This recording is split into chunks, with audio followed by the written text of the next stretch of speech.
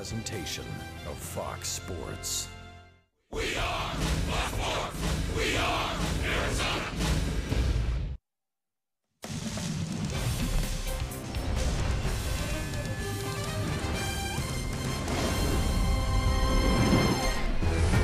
Welcome to continuing coverage of Baseball Day, Arizona. It is a beautiful day in the Valley of the Sun. We bring you a softball version from the campus of Grand Canyon University. It's softball as the Lopes play host to number 8, Arizona. Good afternoon. Alongside two-time All-American Kenzie Fowler, I'm Barry Butel. Kate Longworth will be along in just a moment. So glad you could join us this afternoon as part of Baseball Day Arizona, and we've got two powerhouses right here in the state, in the Lopes and the Wildcats. Yeah, I love bringing a little bit of softball flavor to Baseball Day Arizona, but both of these teams, Arizona, Grand Canyon, playing very well in their conferences. A little bit of a non-con matchup. Very exciting for this game today. Wow, Coach Candrea and the Wildcats on fire right now as they have won 16 straight games, and they are number 1 in the nation in home runs. Yeah, they do a little bit of everything. They're top 10 nationally in team ERA. We saw 2 shutouts yesterday, but their offense, top 10 in batting average, like you said, leading the nation in home runs. They have 4 different home run hitters on their team that have 10 or more home runs. They're the only team to have that kind of staff. Just 1 through 9, every single player on this lineup can go yard at any time. But keep in mind, Grand Canyon only limited them to 1 home run that was hit yesterday in that doubleheader, even though Arizona did get the wins. They've got a 2-pronged attack in offense and defense due to the Wildcats. But how about the Lopes? Big day, March 6th. Yeah, they're not afraid to play the big team, and they're not afraid to schedule the big team. Back on March, they got that big win against the number 1 ranked team in all of the nation. Florida State came into Phoenix undefeated, and the Lopes knocked them off. So Coach Pearson loves the fact that her team just gets up. They have no fear. Even though they may be the underdog, they'll go against anyone in the nation. Yeah, they've battled the likes of Oklahoma, Florida State, a big win there, 5-3 in March 6th. Let's now bring in our third member of our broadcast team, Kate Longworth. Hi, Kate. Hey, guys. I think you guys are absolutely right. We're on the Lopes home field advantage right now, but you're absolutely right in that the Lopes, they go after whoever they can get on that schedule. They feel like if they can go out and play those tough non-conference games, it's only going to make them stronger for WAC play. And, of course, University of Arizona dominating right now across the nation when it comes to their competition. And what's so exciting is for Baseball Day Arizona, we're talking about 2 powerhouses going head-to-head. Today will be their 3rd meeting, but yesterday in this doubleheader, first game, Riley Pierce with a solo shot. That gave Wildcats the 1-0 advantage. But in the bottom of the 7th, Lopes stepping up as well.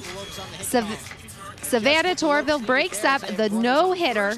The final in that one, 6-0. Now, we did mention the Lopes shutout in that one. However, at night, they came firing back. Both teams displaying great pitching and defense. This one went to extra innings. We all love free baseball, free softball. And then Reina Karenko in the 8th inning breaks it up with a 2 RBI single. The final in that one, 2-0. So we saw some very competitive softball yesterday. These 2 teams very eager to get back out on the diamond today. And I think the community is excited for this matchup. It's fun to have some interstate rival, but then also it's a great day for families in the community to celebrate baseball and softball here in Arizona. There's no doubt pride is on the line here in the state of Arizona as both teams go toe-to-toe here this afternoon. And GCU played them tough last night in 2 games, but before the Wildcats pulled it out. Yeah, and it's worth noting this is the first weekend that the Arizona Wildcats have traveled to GCU. So pretty exciting for the sport of softball and Baseball Day Arizona. All right, it'll be Bowen in the circle for the Cats. It'll be Aguilar in the circle for the Lopes. We're moments away from the softball version of Baseball Day Arizona. The Wildcats battling the Lopes, and it's coming up next.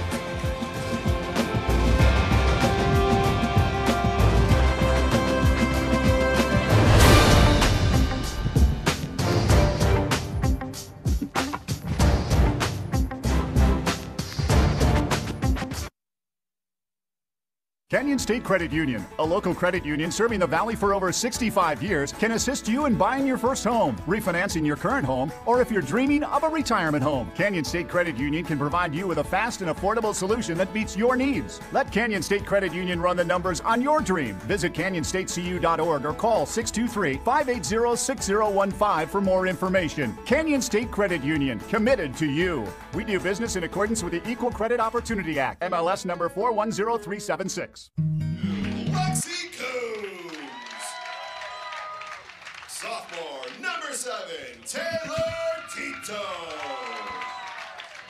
Sophomore number 12, K.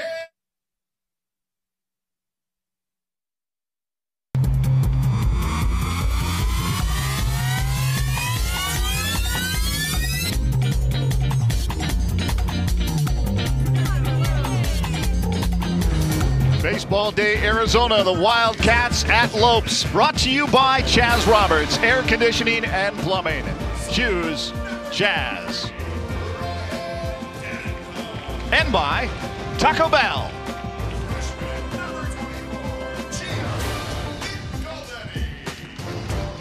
Cletus is in the house. It is a Fox Sports presentation. Introductions underway as the Wildcats introduced, and now it's GCU's turn. Beautiful afternoon here on the campus of Grand Canyon University.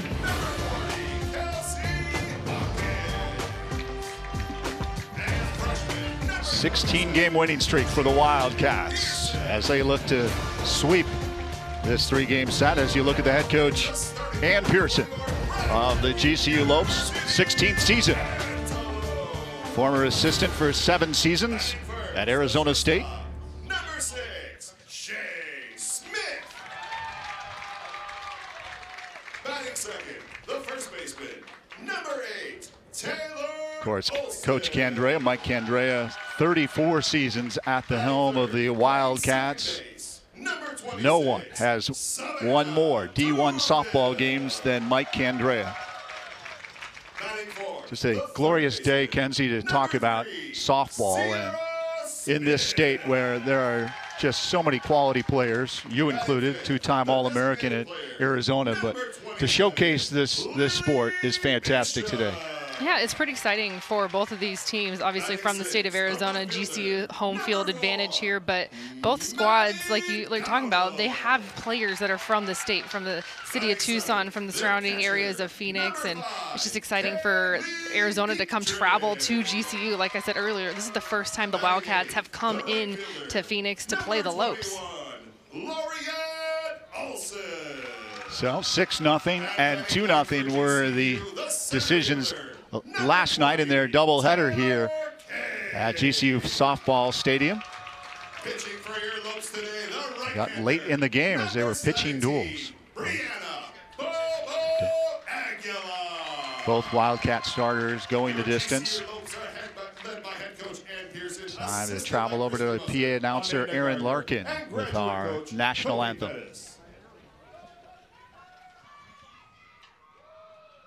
Ladies and gentlemen, at this time, we ask that you please rise. Gentlemen, please remove your hats as we honor America with the singing of our national anthem. The Star-Spangled Banner will be sung this evening by Billie Harris, a former professional softball player from 1947 to 1976. Billie was the first African-American woman inducted to the ASA National Sports Hall of Fame in 1982, the Arizona Softball Hall of Fame in 1979, the Pima County Sports Hall of Fame in 1993, and the Arizona Sports Hall of Fame in 2010. Ladies and gentlemen, Billie Harris.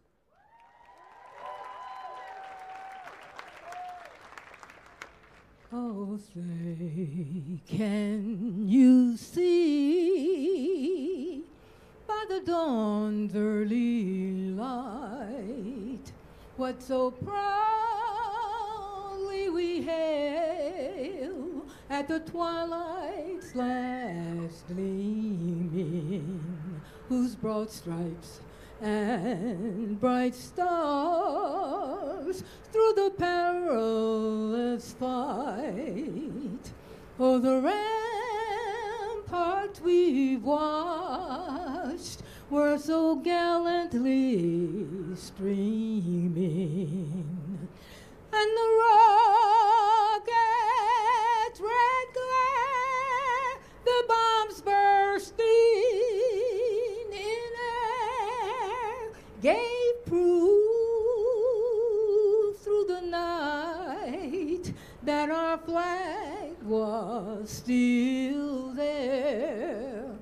Oh, say does that star-spangled banner yet wave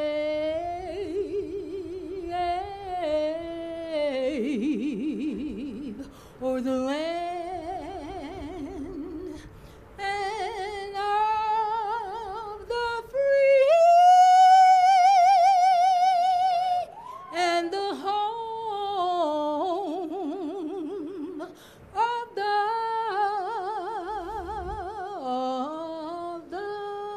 brave. Thank you very much, Billy Harris.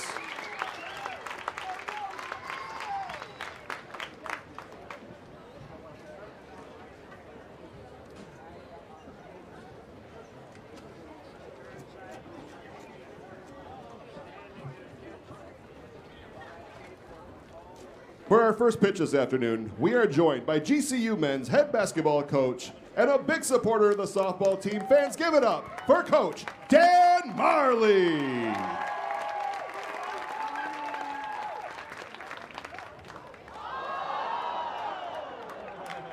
Thank you, Coach.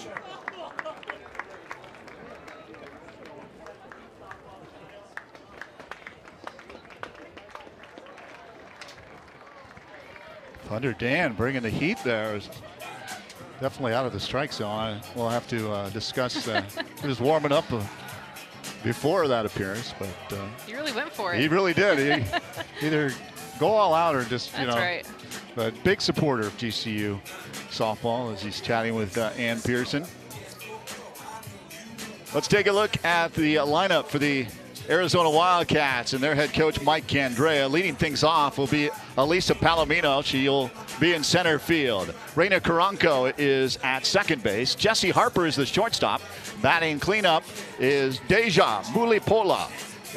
Malia Martinez is at third base, while T. Statman is the designated player. Riley Pierce is at first base. Peanut Martinez is in left, and Jenna Keene is in right. Setting the defense for GCU. It'll be Bobo Aguilar in the circle.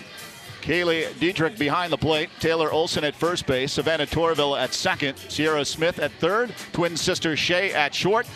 Maddie Dowdle in left. Taylor Kay in center. And Lorianne Olson over in right. There is Bobo Aguilar. 5-4 on the season, 59 2/3 innings of works, allowing 60 hits, 35 strikeouts. Her ERA at 2.70. Yeah, going to throw in the low to mid 60s. Really, her go-to pitch is a draw ball. It's a heavy one that falls off the table. She's kind of complemented by a couple of different off speeds, including a changeup. Going to be very important against this potent offense for Arizona Wildcats. And keep in mind, Aguilar from Tucson, Arizona. So I love the fact that Coach Pearson kind of giving her junior the big game today.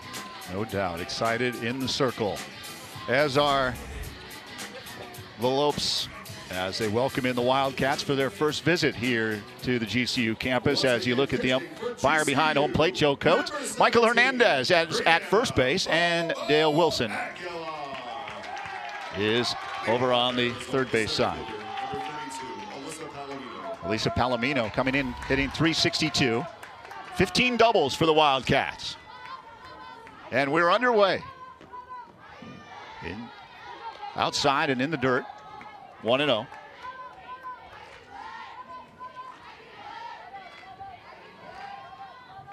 Coach Candrea speaking a little bit before the game.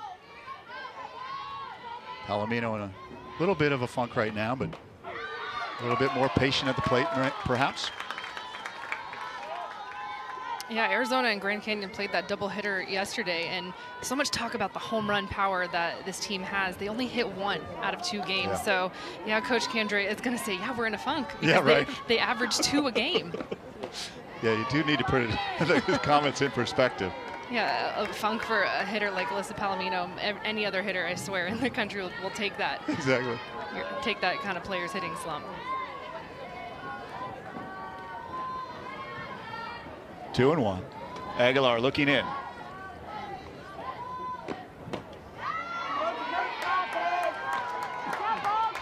Outside, 3-1.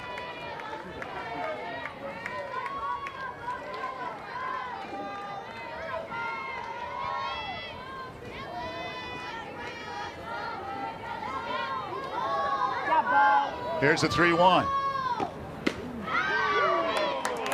Inside and a walk. Close. Hey, you got it, Bo. You got it. The second baseman, number 5, Lead off runner aboard. And take a look at this drop ball. This is her bread and butter. You can see the tight spin. It starts high. It's going to end right around the knees. It's not too low, so that tells me the home plate umpire, Joe Coates, thinks it's a little bit inside. Reina Caranco steps in. 447 coming in the top 10 in the nation.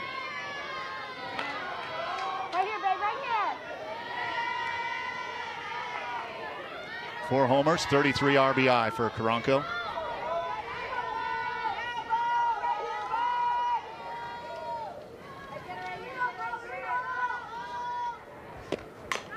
Slap that foul behind the plate.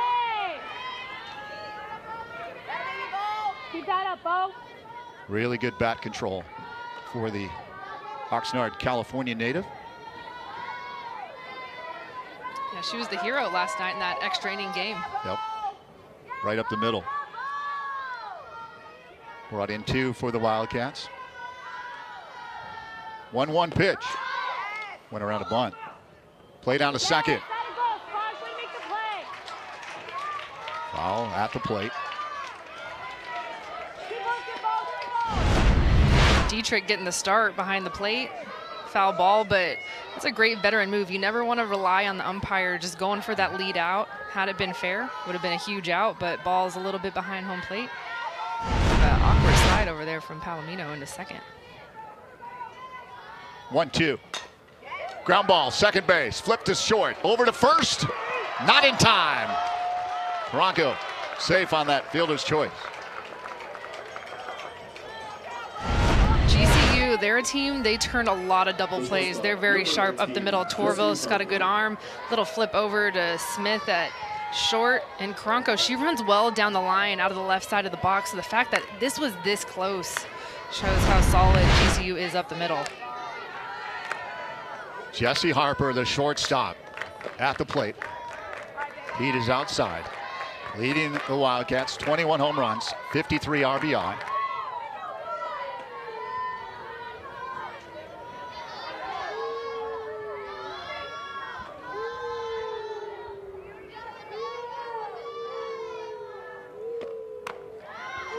Line outside, 2-0.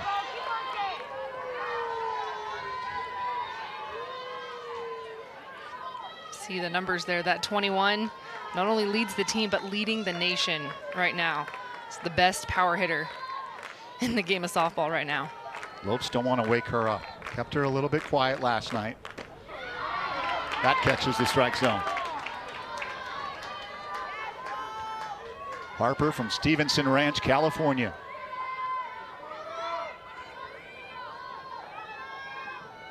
Tapping that leg with her right hand. 2-1. Foul at the plate. Beautiful afternoon here in Phoenix. 75 degrees. Slight breeze. So look at the new softball facility here at GCU. 2-2 in the dirt. Count is full.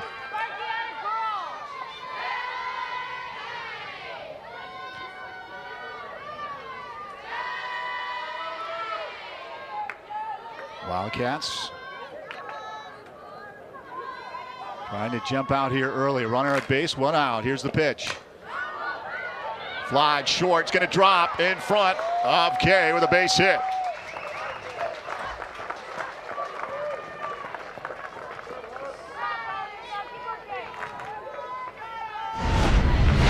full count. This is off of the end of the bat from Harper, who we were just talking about has so much power, but you can see where it gets. It kind of gets her jammed. She's underneath it off the end of the bat, and it falls out into shallow center field. Of course, her power, you have to respect it. So Kay playing pretty far back, and it just kind of finds itself into that no man's land. Strike one to Deja Mulipola.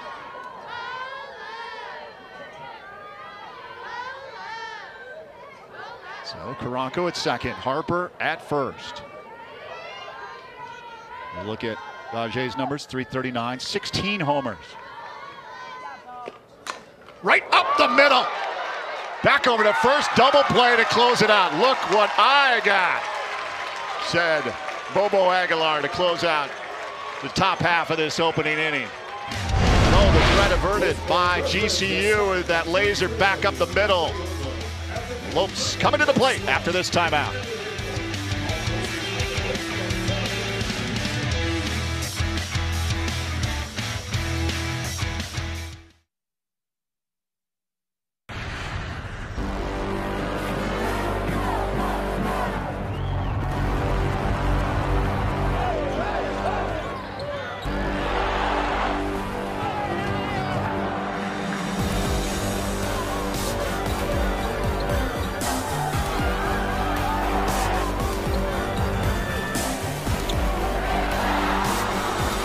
Feel the thunder in the heart of Phoenix. GCULopes.com.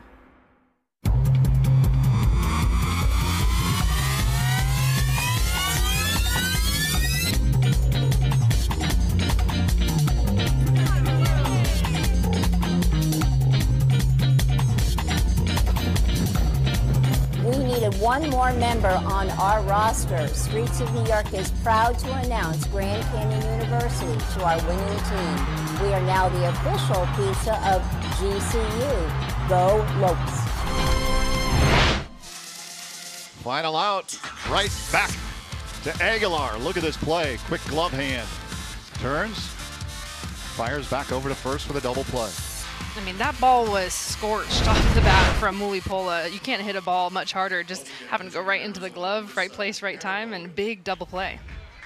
There you see head coach Ann Pearson. The starting lineup, Shea Smith will lead things off. The shortstop, Taylor Olson, Savannah Torville, Sierra Smith at third base. Lily Bishop is the DP. Maddie Dowdle in left field. Dietrich, Olson, and Kay round things out for GCU. Coach Pearson in her 16th season. The only head coach in the program history here at GCU. First pitch strike by Hannah Bowen, who's 2-0 coming in.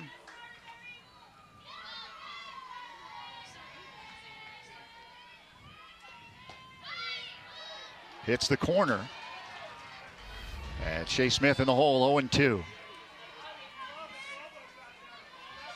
Shea hitting .385. Bowen outside.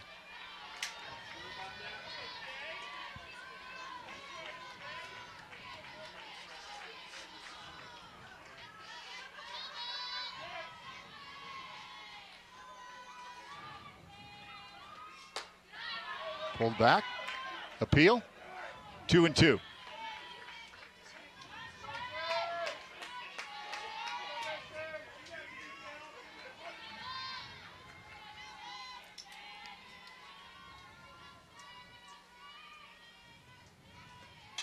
Swung at. Foul back to the screen. Hannah Bowen gets the start. As I mentioned, 2-0 on the season. Just 18 2/3 innings of work. As you look at her numbers, that ERA, .38. Yeah, best ERA on the staff. Kind of down a little bit in the pitching staff for Arizona. Maybe the number 3 pitcher, Coach Candrea, just going to the luxury of his staff. We've seen Taylor McQuillan and Alyssa Denham. They got their respective starts yesterday in that doubleheader against GCU. So Coach Candrea giving the sophomore the start today. Look at the defense. Bowen in the circle. Mulipola behind the plate. Pierce at first. Karanko at second. Malia Martinez at third. Jessie Harper is the shortstop. And then left to right, Peanut Martinez, Alyssa Palomino, and Jenna Keene in right field. Working quickly. Taylor Olson steps in for the Lopes. as Shea Smith goes down swinging.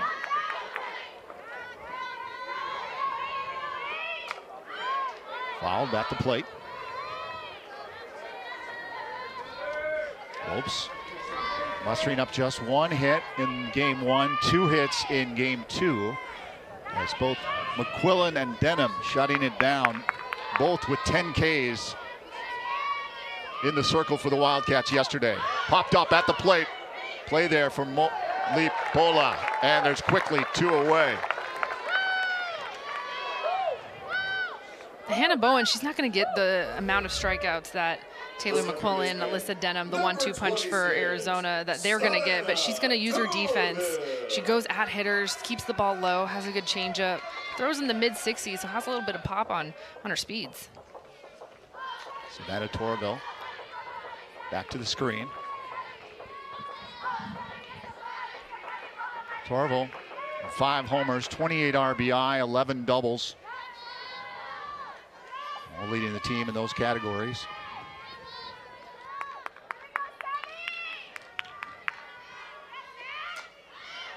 Popped up, that'll hit the screen as well.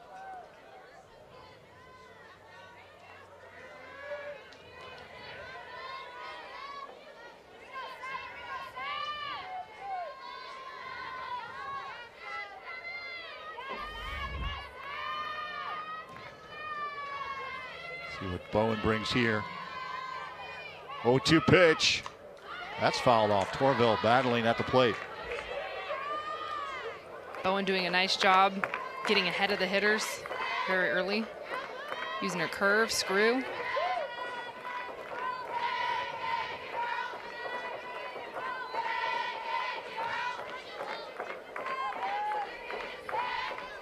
Again with the 0-2. Ooh. Foul ball.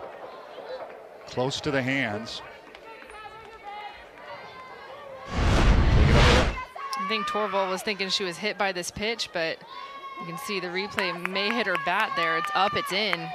She kind of turns her body into it, but that's a good look right there. You can see it right off the barrel.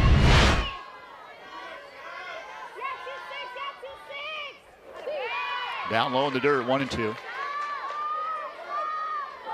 Just underway, bottom of the first here. Lopes and Wildcats.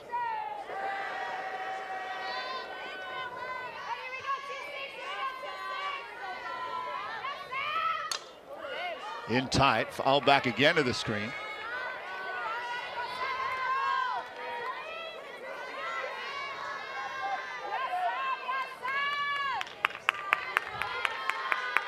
Torville battling here. Bowen going after her. Here's the 1-2. Fly ball, deep center field, back and gone! Home run, Savannah Torville, and the Lopes are up 1-0. A solo home run, Savannah Torville.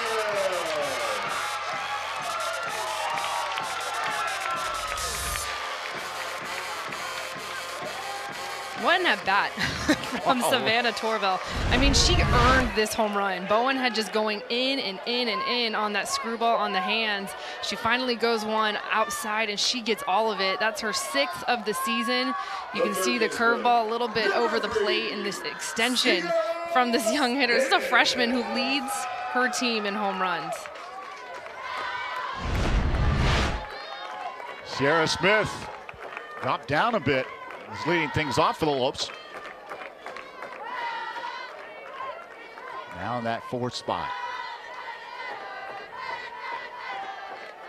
It's up high, 1-1. Yeah, that was a battle at the plate. Bowen had Carville 0-2. She just kept fouling the ball off and found one she liked. 319 for Sierra Smith. Caught a little bit of it, went back into the glove. Bowen again has the hitter in the hole, 1-2.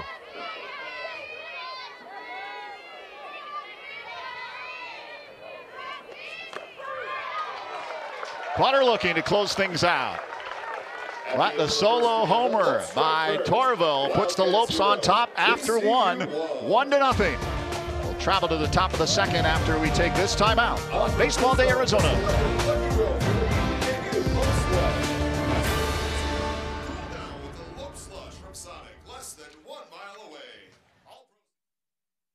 Need a desert to where the mountains touch the sky. This is Sanderson Ford country, where Arizona's pride. Sanderson Ford country, built on serving you. Sanderson Ford, satisfaction in everything we do.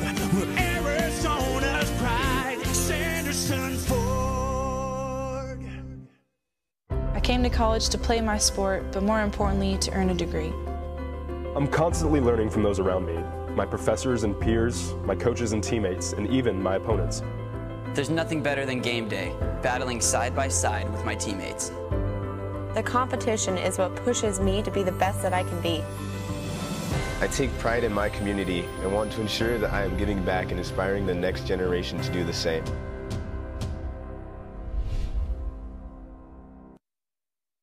Live coverage of the D-backs and Padres starting at 4:30 with the D-backs live pregame show. Stick around. It's a celebration of baseball and softball programming right here on Fox Sports Arizona and streaming on Fox Sports Go.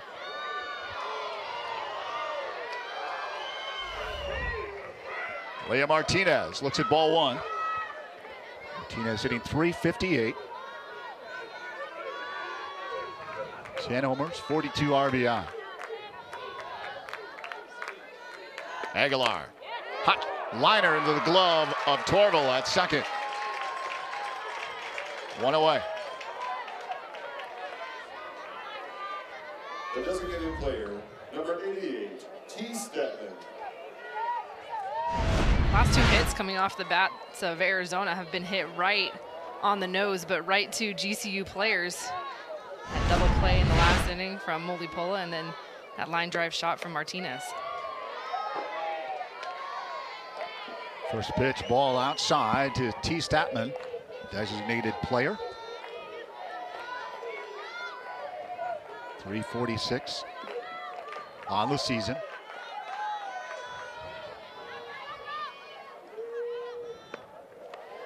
Outside in the dirt. 2-0. Olsen and Smith on the corners, coming in a bit.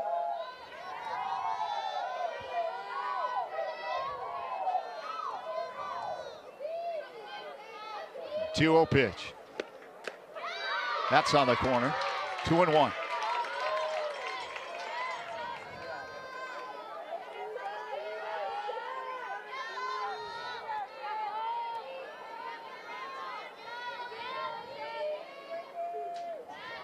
Long look in by Aguilar. Here's the 2-1. Down low. 3-1. That's a tough pitch. I mean, that's not missing by much. If anything, the home plate umpire coach is saying it's low. It's not in, but you could just tell very early Aguilar not getting that call down to the knees, and that's tough for a pitcher who relies a lot on her drop. Caught the corner. Count is full.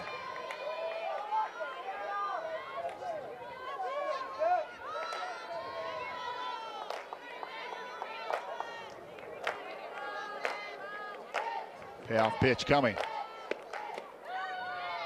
Outside. And Statman aboard with a walk with one out.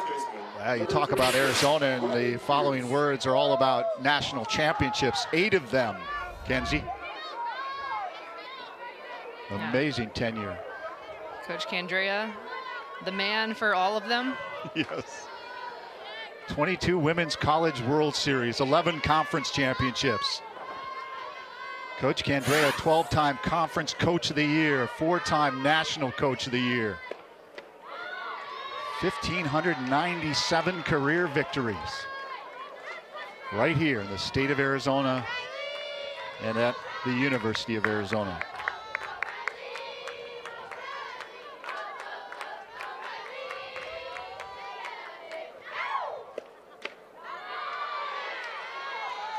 A 1 pitch. Now 1-1 to Riley Pierce, the first baseman. There you look at the numbers, Kenzie. Wow. 100 All-Americans. You were one of that 100. Yeah, Coach Kendria jokes that if you're going to have 100 All-Americans, you should be winning a little bit, right? Fly ball, deep right field, underneath it. Olsen, and 2 away.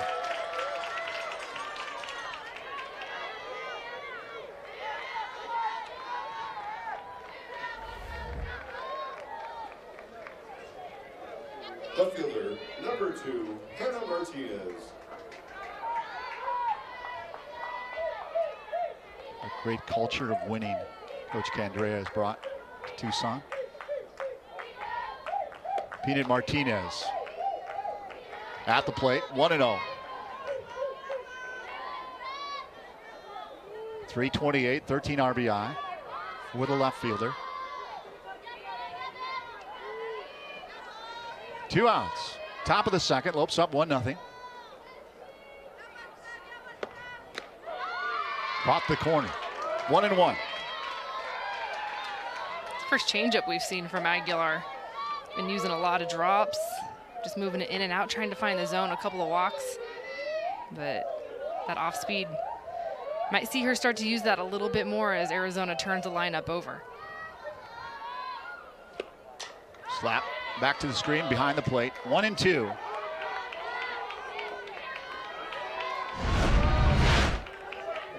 Just shortening up right here. You can see her show bunt, but it's just a timing mechanism and trying to see that drop ball deep, get herself low in her stance, stay in her legs.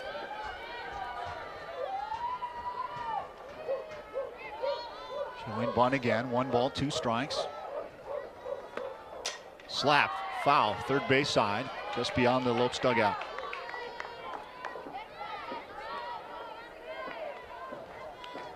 Well, Torville battled at the plate. Ended up putting the Lopes on top. This is turning into a battle here with Martinez and Aguilar.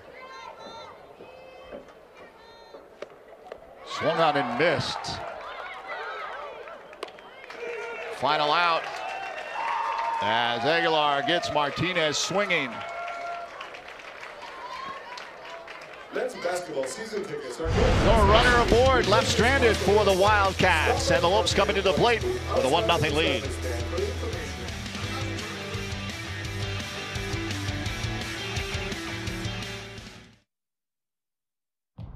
Label me. You know you want to. Don't be shy. You do it behind my back. So say it to my face. You don't know me. You know what I am? I'm a pitcher. I'm a striker. I'm a point guard. I'm a linebacker. I'm a setter. Shortstop. High jumper. Wrestler. Defender. Goalie. Student. Student athletes. That's who we are. There's an exciting destination for food, fun, and golf in the heart of Phoenix. Come to the GCU Hotel and Canyon 49 Grill, where our hospitality management students gain real-world experience and deliver unmatched service. Enjoy beautiful amenities like a resort-style pool, full-service fitness center, championship golf course, and coffee shop GCBC. Canyon 49 Grill serves American fare all day and happy hour with a great vibe and Lopes pride. Room rates start at $89. See the families and the young softball fans here on a beautiful day for softball as part of Baseball Day Arizona. Both the Lopes and the Wildcats doing well in their respective conferences. As you look at GCU in the Western Athletic Conference, 8-1, 26-16 overall.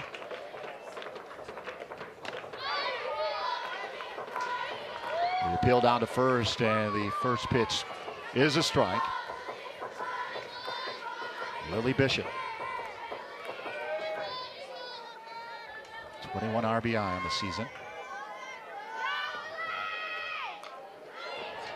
Took a little off of that one. Foul back, 0-2. Going back to those WAC standings, I think it's important to note that the other top 2 teams in the WAC are New Mexico State and Seattle, and both of those are up next following this series with Arizona on the schedule for GCU. So I think this series is just perfectly timed for the Lopes. Bishop hit.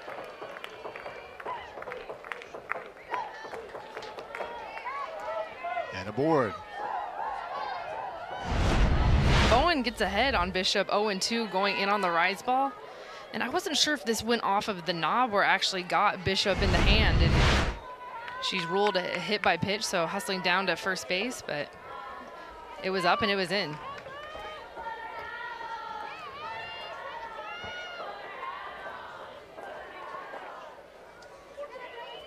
Pitch runner for GCU, now at first base, number 14, Rachel Hammond. Rachel Hammonds will pinch run For GCU, the for Bishop. fielder, number 4, Maddie Dowdle. There you see Hammonds. Maddie Dowdle at the plate. Popped up. On to play. Heads up. Behind the plate. Left fielder Dowdle hitting .284. 15 RBI. Lopes with a runner aboard here. The bottom of the second. Foul ball. Hammonds will make her way back over to first. Dowdle in the hole 0-2.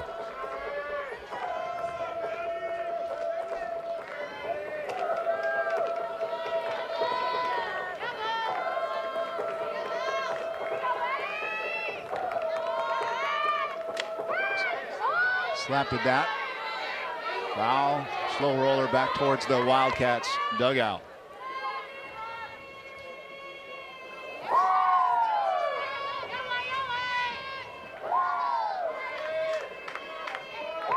Oh, and getting these hitters in the hole. Inside, took that one high off the screen. Yeah, no, you're exactly right. Almost every hitter she's gotten ahead and found herself 0-2 and just kind of needing a little bit of a put-away pitch, something off speed that they can just be really far out in front of. You've seen her try and use her rise ball a couple of times, and even back to the home run in the last inning, had Torville down 0-2, 1-2, and kind of served up a curveball in the outside corner. You see her go curve there, but 0-2 pitch. You want to make sure that she learns from her mistake and miss a little bit more outside, but doing a good job. That's so hard to get ahead of hitters. Then what do you have to put them away?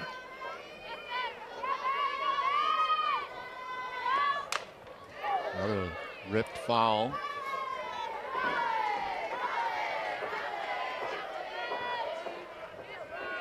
Definitely coming around on that. There's Dowdle. Screwball here to Dowdle, and one place it's going to go. Down the line inside. Took a little off that. Still lined down the third base side. Pierce comes over from first.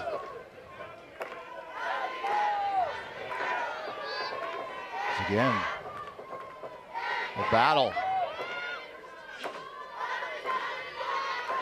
Pitcher and batter. Bowen again. Here's the 1-2. That's outside. 2-2.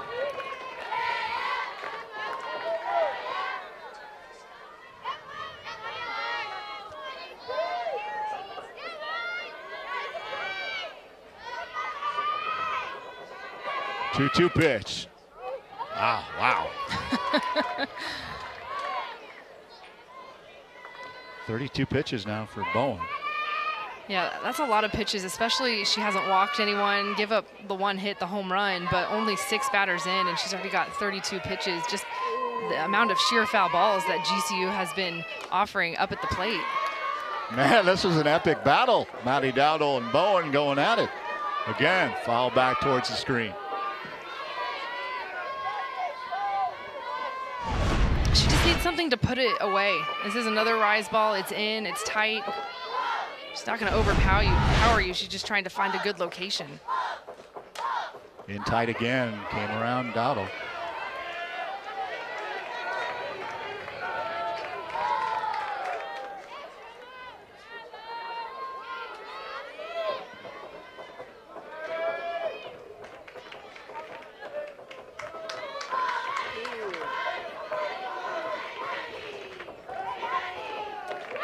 Got her that time.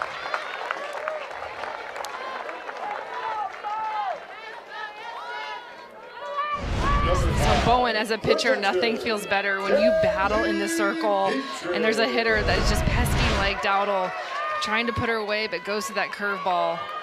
Good pitch, and Bowen gets the win in that at bat. Kaylee Dietrich. Outside, ball 1.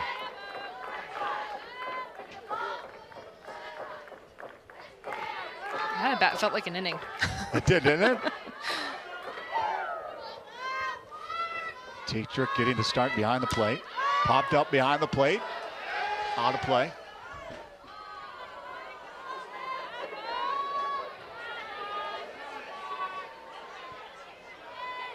No gloves. Bounced off shade over their heads.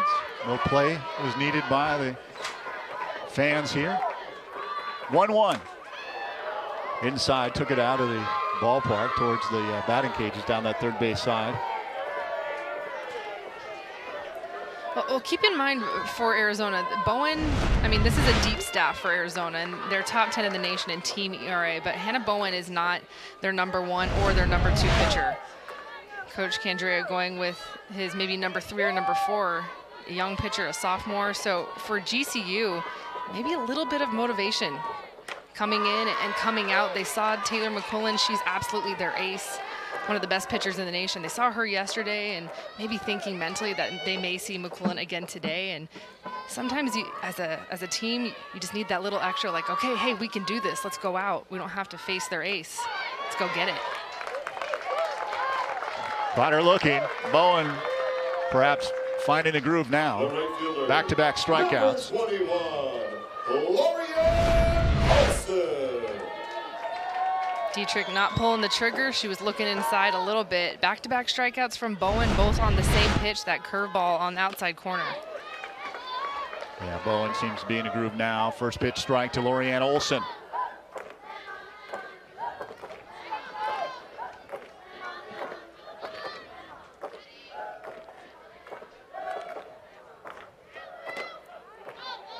Ooh, caught the outside corner. 0-2. And keep in mind, Bishop, she got on first base, and GCU didn't elect to bunt. Swinging away both times. Hammonds, the pinch runner, still at first base, even though they had a runner with no outs. Bit of surprise from you? Or? A little bit early in the game. Try and add another run, small ball. Especially knowing that Arizona, I mean, they're one of the best pitching staffs in the nation, so your run production may be far and few between, but, you know, Coach Pearson, she has confidence in the way that her team can swing the bat. 2 balls, 2 strikes. Bowen slapped at, foul behind the plate. Count remains 2-2. To the right fielder, Lorianne Olson. There you see Ann Pearson.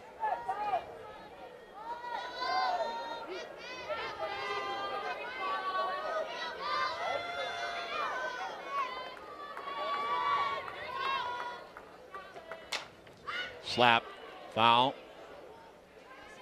Martinez unable to get over there in time. Olson down in the 8th spot, one of 3 starters for GCU today that are from the city of Tucson. Dowdle, we saw her with that great at bat, and then the other one is Aguilar, the starting pitcher.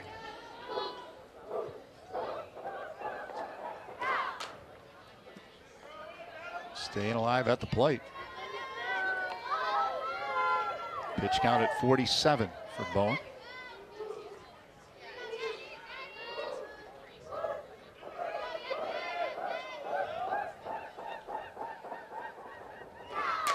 Slapped at into left, and Martinez gathers the final out. Lopes remain on top after 2 complete.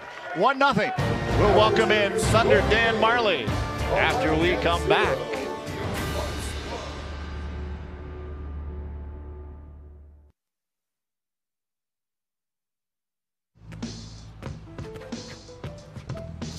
It's not about where you were born. It's not about your gender or the color of your skin, or whether you're rich, poor, or in the middle. No matter what you play, if you have the skill and drive to succeed in school and in sports, we'll provide the opportunity.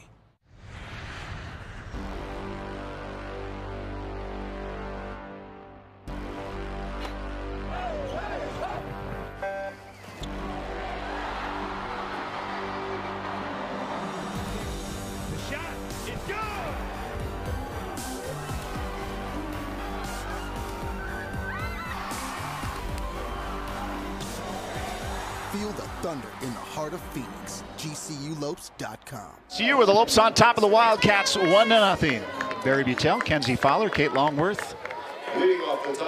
We are joined in the press box location with the gentleman that threw out this, I don't know what to call this. It was heat. First pitch. Here, I wanted to make sure I was moving her feet in the box, not let her get comfortable and then attack the zone. But I didn't know. I thought I was actually going to face a batter. I didn't know I just had one pitch. Oh, really? You thought you were going to face a batter? Yeah, so I was a little disappointed. You had good break on your pitch? Good drop ball? A lot of good movement. Yeah. You know, I tried to place this. I wanted to move her feet. And, you know, I grew up playing a fast pitch with my dad and my brother, so it's been a while. I think I threw the first pitch out like 3 years ago, so I was a little nervous. Baseball, well documented, your first love. Yeah, love it, and love watching GCU softball. Coach Pierce has done an unbelievable job here, and I get out here as much as I can to enjoy the action. Jenna Keene, the beautiful execution as you look at Dan Marley. Keene aboard with a base hit. Look at you in the cage at Chase Field. Wait, so you hit lefty and throw righty? I do. I was a left-handed Okay.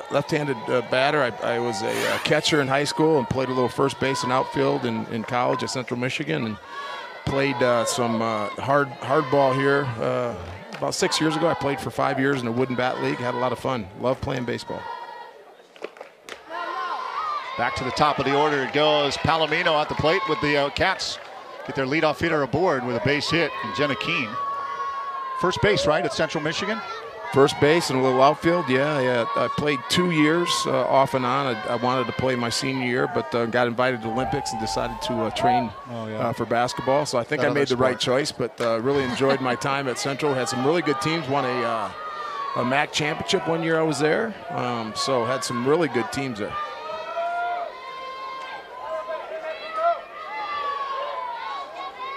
This is a great day that Fox Arizona put together with high school baseball and then GCU and Arizona and then Padres D-backs later today. Yeah, very special, and you know, it just amazes me every time I get over here and just see the expansion of the campus and how beautiful it is and the great job they've done on this field and just the growth of GCU. It's been unbelievable. Yeah, this was my first time coming to see the stadium. I had been here a couple of years ago, but it was just a field, and there were a couple of just small little bleachers, and there's a lot of dirt, and I just walked up, and it's just massive. But all of the facilities are together, and it's just such a statement that GCU just committing to Division I big time and bringing the facilities for the athletes. Talk about a big time play there. Oh, just not in time. Tried to turn that double play. Yeah, when I first got here, I parked in a dirt parking lot behind the baseball field. I used to get here early in the morning. Now there's a 5-story parking garage, and there you see a shot of the campus, and just beautiful. All the facilities are amazing. The campus, the new dorms, the new intramural buildings that they have for the students. It's really special. When I first got here, there's 4,000 students. Now I believe there's over 21 on campus, and probably capping at 30. So the growth has been amazing. Jesse Harper steps up. That single in the first. One swing of the bat by Harper could put the Wildcats in the lead here. She's more than capable of doing it. Two outs. Top of the third. 1-1. Barry, has Yump been squeezing us? I was sitting over there on the first base side, and it looked like a lot of strikes weren't being called. So I got a good view here, so I can get real critical. That's right. I told them before when I was down there talking, don't squeeze me. Let's go. What the heck's going on? Inside, slow roller, foul. 1-2.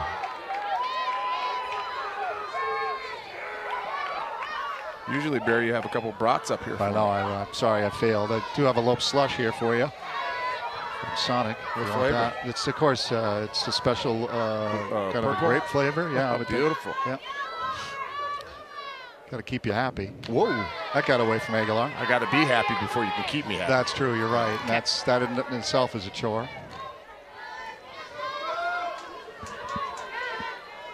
Couple close games the other night with this against. Yeah, U went of A. down to a pitcher's duel down to the Arizona coming in, potent attack. Ooh, line shot over the glove of Torvo. Back to the wall it goes. The Wildcats are going to tie the game up. Sliding in safely is Karanko. And standing at second base is Harper, and her bat awakens here in Game 3 of this series with the double. Well, she's the best home run hitter on their team. Also has the most RBIs. This is her 54th RBI, Jessie Harper, the junior. And Karanko, a ton of speed, scoring all the way from first base. It's a turf outfield, so that ball was hit. You could see it just skid. Picked up a lot of speed going into the right center gap. 8th double of this season for Harper. Who's the favorite in the Pac-12? I think you're looking at it right now. Yeah, you're looking at either UCLA right now is ranked #1 in the nation, although keep in mind they did lose last night to Oregon, a huge upset in the Pac-12, but Arizona and Washington, kind of that three-headed monster in the Pac-12 right now, and none of those teams have played each other. Arizona and UCLA, it'll be the last weekend coming down in the conference, that series. Right. Yeah. And the Lopes are, what are they, 8-1 in the conference? 8-1 in the conference.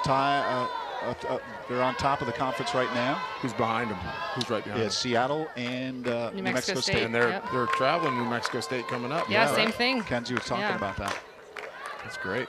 So I think it's huge for GCU to play, a top elite team, a top 10 team in Arizona, and prep themselves and get themselves playing their best softball, because Seattle and New Mexico State really tough.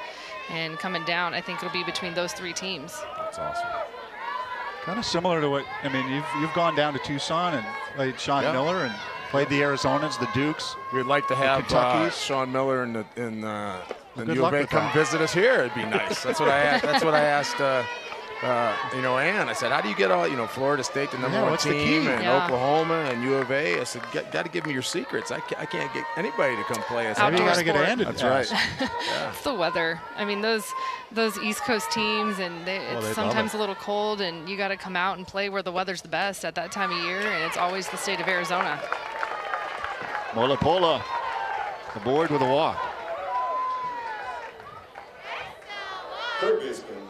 Yeah, but I just love Coach Pearson. She has no fear.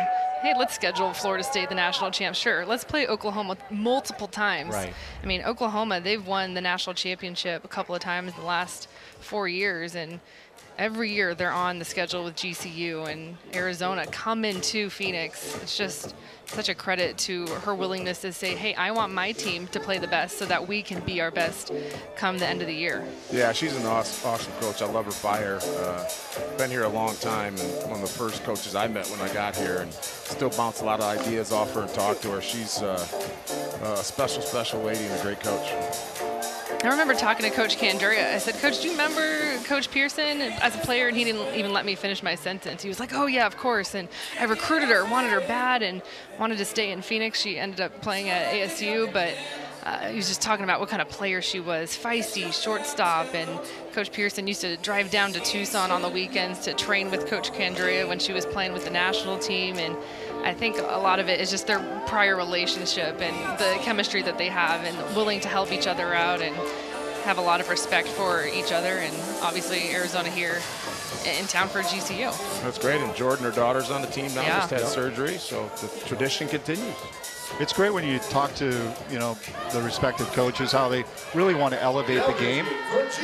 That's their main mission, is to elevate, and they couldn't be more excited about this game today on Fox Sports Arizona and the other national coverage that's been increased across the board. Well, I think it's a great sport. It's fast-moving, high pace, a lot of energy. So I really enjoy watching it. I always tell people, you just got to get to the field. You got to come watch it. If you haven't seen it, just get to the field and watch a game, and you'll be hooked. Coming to GCU Arena to watch a Unless the basketball game. keep squeezing us. And, well, there you go. Alexa Coons in the circle now. Malia Martinez at the plate as Coons comes in relief with Aguilar. 2-0 to Martinez with Harper at second, Mulapola at first for the Wildcats, with the Harper double tying this game up at 1. Top of the third.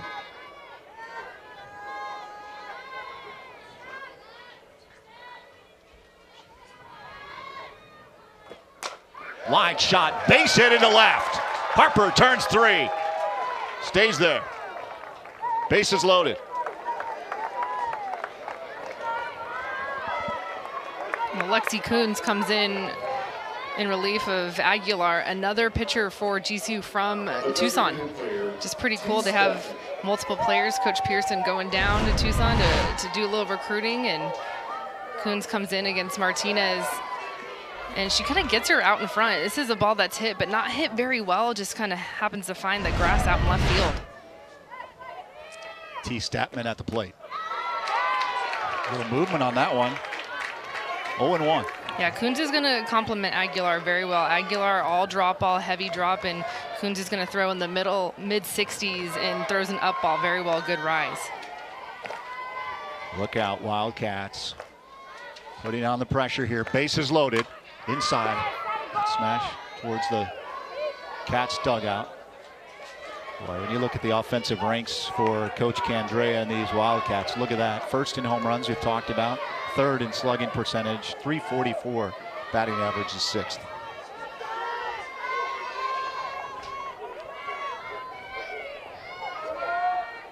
And then when you have McQuillan and Denham shutting down opponents in the circle, it's quite the lethal combination. Yeah, Arizona, the program, they've hit the most home runs in the history of the sport. And Coach Candrea always joke he's slapped the most hands at third base with players coming around. 1 ball, 2 strikes to Statman. Outside, 2-2. Harper at third, Mulapola at second, Martinez at first.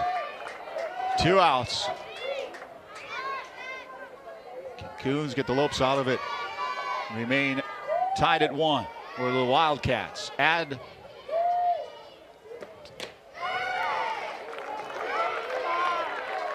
in the run column. Payoff pitch is coming up. 3 balls, 2 strikes.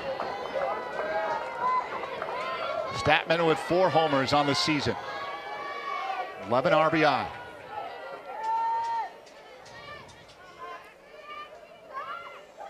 Here's the payoff. Swung on, fly ball, center field, ranging back on it. K, final out. Wildcats leave the bases loaded, but they do get the equalizer and tie the game up at 1. Barry Butel, Kenzie Fowler, and Dan Marley joining us here in the broadcast booth. I'm Dan. That's Dan in the middle. That's Kenzie down there, and I'm Barry. Coach, you got to be excited. You know, a lot of things are happening here at GCU, but they're also happening with your program too at GCU Arena in the men's basketball program. Yeah, you know, this year we had kind of an up and down season, but we ended up on a strong note. Got to the Western Athletic Conference Finals again in the tournament, 2nd straight year. Lost to New Mexico State. We'd had a terrific year. Went and almost beat Auburn, who was very close to winning the whole thing. So. I was happy for our guys. We battled through some injuries and some other things, and we were able to get hot when we needed to and beat a really good Seattle team that was hot, and then took down Utah Valley again in the semifinals, and then ran into a New Mexico State team that was good. And we really ran out of gas. I was playing basically about 6 guys in that last half of the season. We had a hard time sustaining it, but very excited for what we got going next year. We got some, obviously, guys returning. We have Javon Blackshear coming in, and then we have either 4, probably 5 more scholarships, and we're very excited about some of the guys that we're in the running for, and I really think that we're going to be even better next year when we take the court. So I couldn't be more excited going into my 7th year. You know, we're going to have Illinois at home. We got Northern Iowa at home, playing in some really good tournaments, and our conference continues to get better. So things are looking up for us, and we can't wait to make that next jump, and it's going to happen. Taylor Kay steps in, foul back behind the plate. I know you mentioned Javon Blacksher. You know, we've talked about the local product for softball and just how fantastic that the youth programs here are in the state of Arizona, but equally so too from a basketball standpoint. Blacksher coming to GCU, but Arizona has the National Player of the Year in Nico Mannion going down to Tucson, and I'm sure they're excited about the product from Pinnacle High School right here in the state of Arizona. Yeah, I've known Nico forever. We were actually the first school to offer him back when he was a freshman. I've watched him play, and not only a great basketball player, but even a great person. His parents, awesome job, and Nico's a special talent, and I know he'll be very successful at U of A. And you know, we continue to coach and recruit a lot of kids out of here, out of Phoenix. Basketball's good here. And one of the good things about our program now that we're eligible for the tournament, we're really in a conversation with some high value kids in the high school arenas now, so that's exciting for us. But we're also going to continue to go for the the 5th grads and the transfers and things like that. So as I said, I truly believe that we're going to have a really good team next year, better than we were even this year. So we're excited about it, and Javon's going to be a huge addition.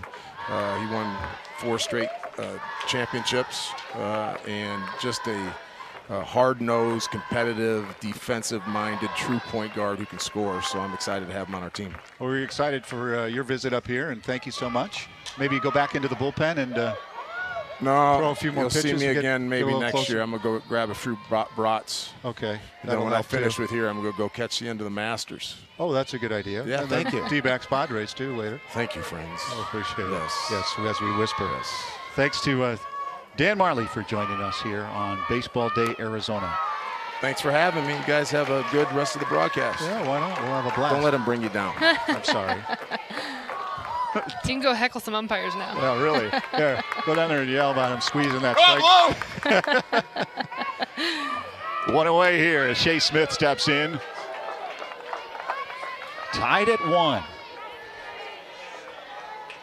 Bottom of the 3rd inning.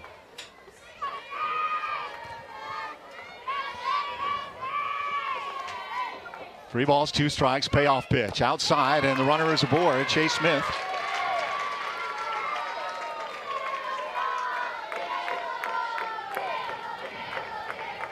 The first baseman, number 8, Taylor Olson. Taylor Olson, 0 for 1 with that foul out.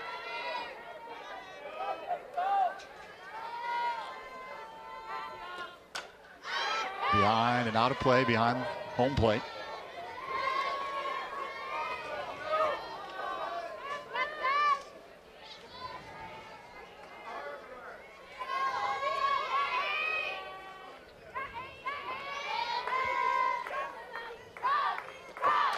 Olson looks at one upstairs. 1-1. And if you've been lucky enough to catch one of those foul balls, please return the foul ball to the bucket near the 3rd base dugout.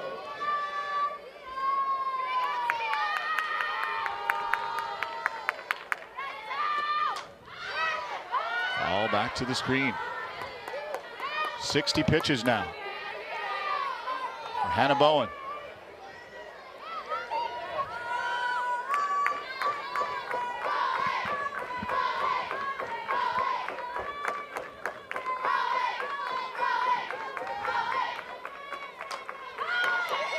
Can they get it in time? Oh, just towards the screen as Martinez was on the run. It was kind of hanging up there.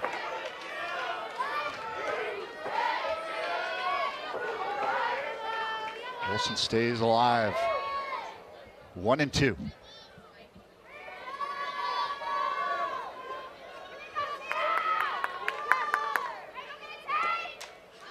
Again, another battle. Yeah, you got to credit these hitters from GCU. I mean, they just won't go down quietly, especially now they're going through the top half of the lineup for the 2nd time, so more information has been passed throughout the dugout, getting their 2nd look now at Bowen, starting to make some adjustments. Outside, there is some activity down that first base side for the Wildcats warming up.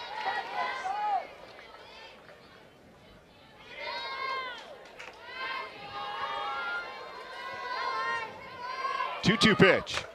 Inside, fly ball left field. Underneath it is Peanut Martinez, and there's 2 away.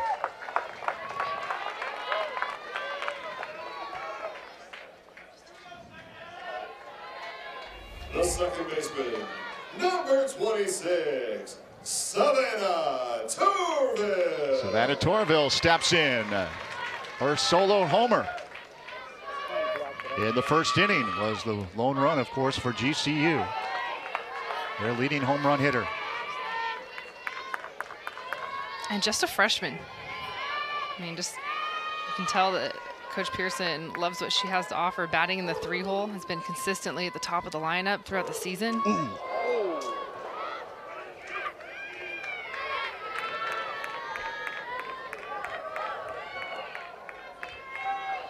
Not enough time to get out of the way of that one. A second hit by pitch in the game from Bowen.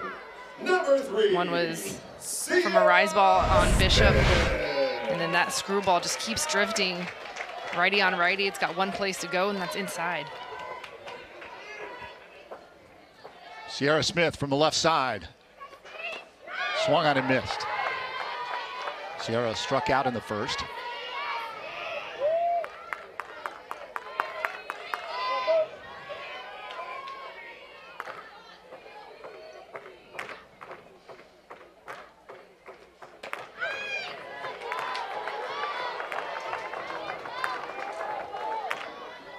Oh, and 2.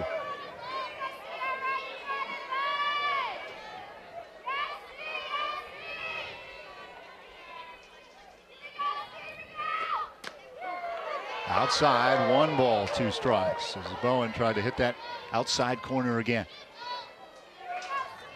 And Bowen just going to that screwball. The last 3 pitches, Smith, left-handed hitter, trying to just defeat her defense on the left side, get that force out at third base. 1-2, slapped at, slow roller to short, fires over to first for the final out. This game remains tied as we travel to the top of the 4th inning. Kate Longworth will be joined by the head coach of the GCU Lopes, Ann Pearson, after we come back. Hi, I'm Brittany, and this is Ask GCU. Hi, I'm Brittany Holwyn, and you should watch Ask GCU, where we answer your questions every week. And the points don't matter. Wait, what? Tune in every week for answers to be questioned. Where we answer your questions in a common... all right. I'm a professional manager!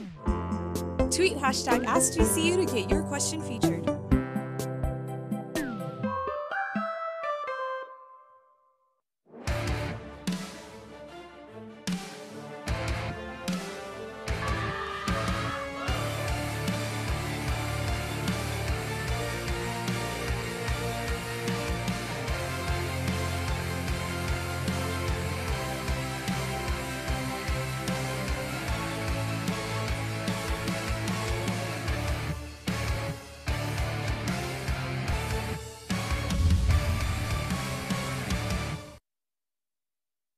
On this baseball day in Arizona, we're out at GCU right now as they host the Arizona Wildcats. Right now, knotted up 1-1 as we head to the 4th, and I'm joined by Lopes head coach Ann Pearson. Thanks so much for being here with us. Thank you. And today, as the state celebrates a game that you love, what's it mean for you to be a part of this, hosting the Wildcats? Well, this is such an honor to have obviously Fox Sports out here, have the University of Arizona here, just to celebrate this great day.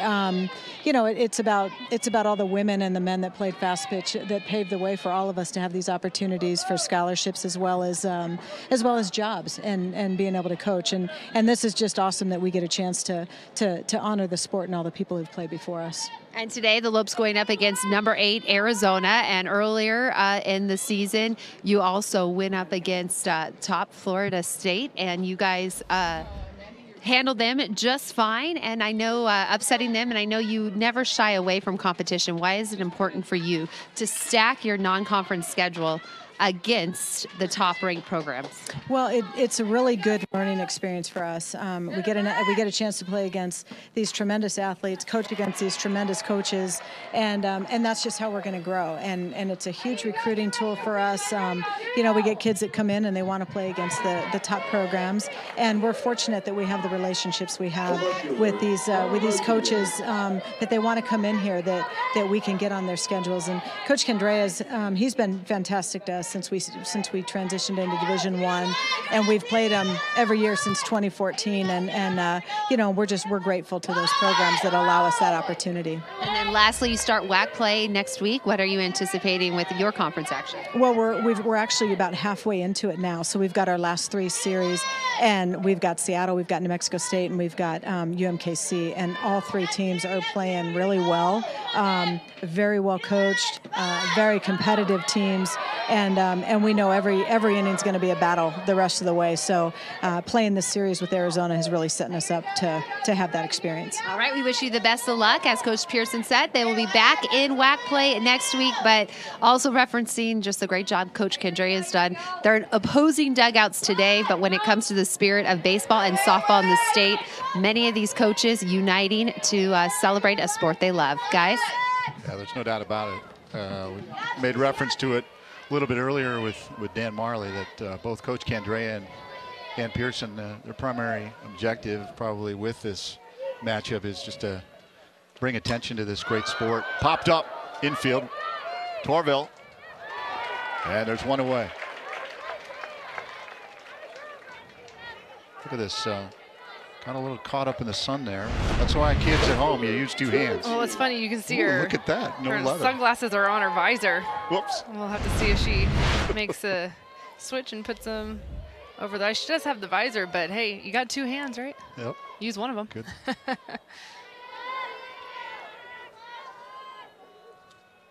Jenna Keene.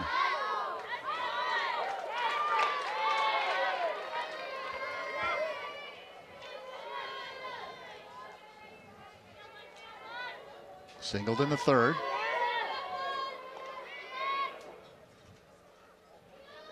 Got things going in that inning, and when the Wildcats came back to tie the game up, the double by Jesse Harper.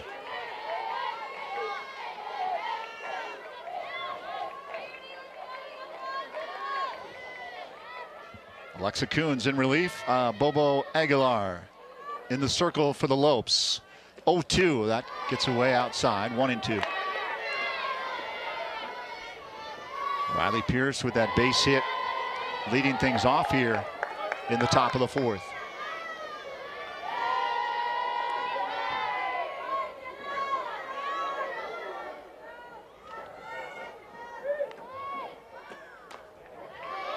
Outside again, 2-2.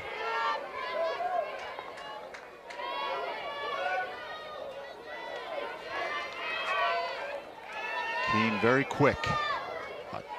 Coach Kendrea said about 2.7 down the line.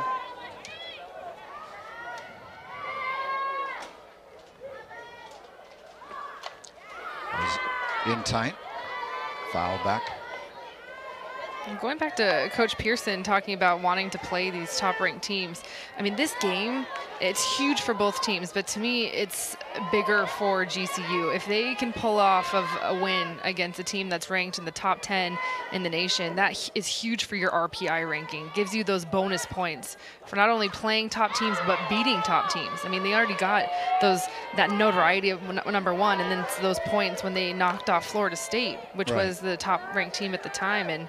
And GCU is a team that I really think that they're going to be close, and I think they can make a good push for getting an NCAA tournament bid. I mean, I think that's the goal right now for Coach Pearson. She's got the squad on the field to do it. Outside, battling at the plate, Jenna Keene. The count is full.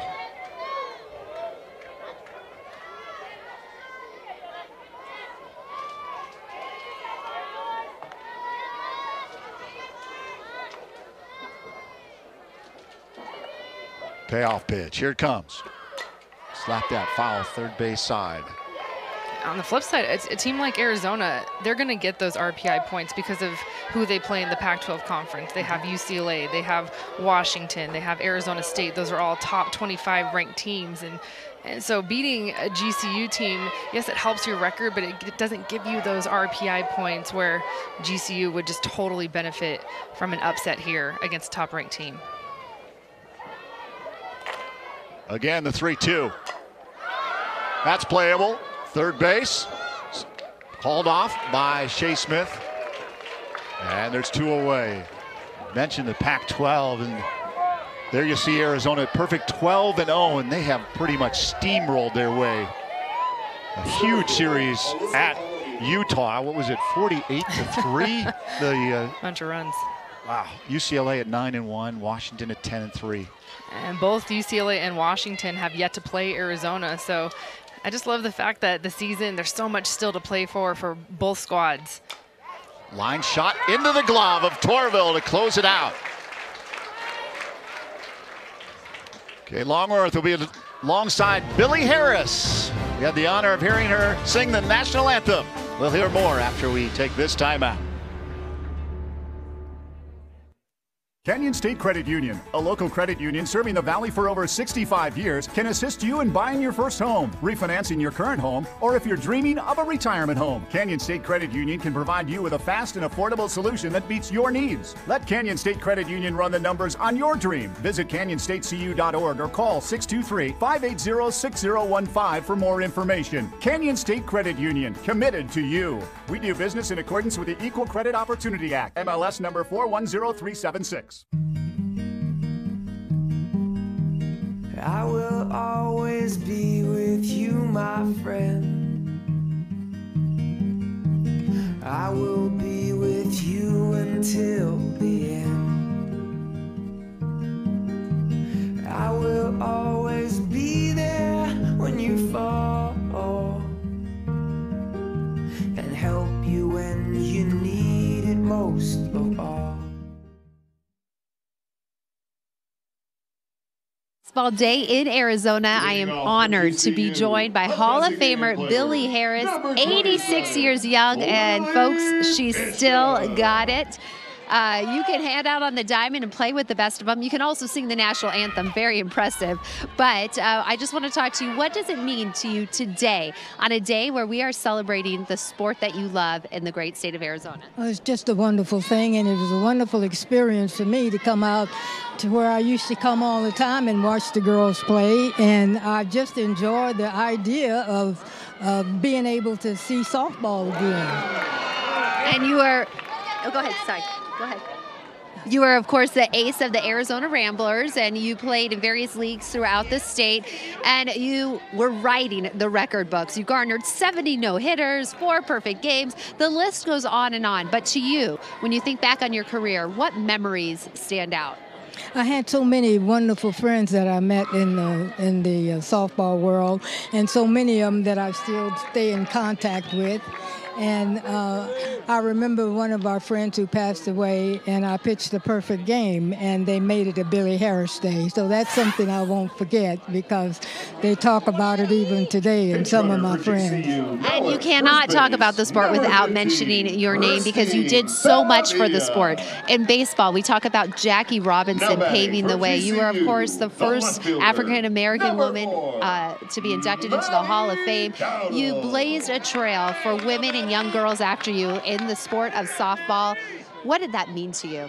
It meant a lot, because so many times we tried to get girls to play softball, and it was very difficult, because in some places we just weren't equipped to play. But now, seeing the girls play today, and I said they could be professional ball players themselves. Yes. And what is it about this game that it keeps you by it? You're either in the stands or you're still playing it. No, I played for through 6 different decades, right. And I played slow pitch till I was 74. And I'm 86 now, and it's still a wonderful thing. I think I can still play some slow pitch. I believe that you can as well. Thank you so much, Billy Harris, for joining us. And guys, Coach Pearson, very smart, keeping the Hall of Famer close to her team so she can share her insights and love for the game with them. And we talk about what Billy Harris accomplished on the diamond, but also a lot off the field. She was playing a game during a time where sometimes she wasn't even allowed in hotels with her team to sleep just because of the color of her skin. And so what did her team do? They were unified. They would sleep in their cars, anything to get Billy Harris on the diamond, and she still got it. Wow, played 74. And I don't question for a second she couldn't go back out there. Oh, so that just gave me chills. Yeah, it did. I mean, and Kate said it, just the Jackie Robinson of women's softball, just to put it in perspective. And the fact that she's right here locally and still so active, sang the national anthem. Yeah, it really is. You hear well documented just the struggles from Jackie Robinson and Negro League players, but man, added that the female component. Soft little liner, base hit. And the Lopes have runners at first and second. Dietrich with the base hit. Second straight inning now, Grand Canyon threatening. Had a runner in scoring position. Last inning couldn't bring her home. Dietrich, a soft, like you said, liner out into shallow center. Runner in scoring position again. See if GCU can capitalize. Caitlin Acton will be the pinch runner at first. Pinch runner for GCU, now at first base, number 29, Kate Acton.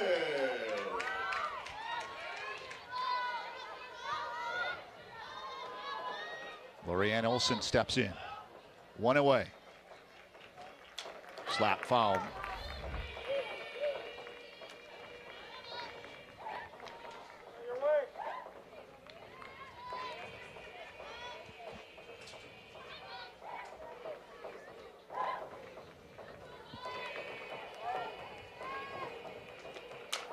Slap down first base, or third base side rather. Foul, just was kind of hugging that line and picked up by Martinez. Foul. Martinez had a good defensive play, a couple of batters to go, had the sacrifice bunt, threw the runner out at second base, has quick feet over at the hot corner. Again, slap foul, third base side.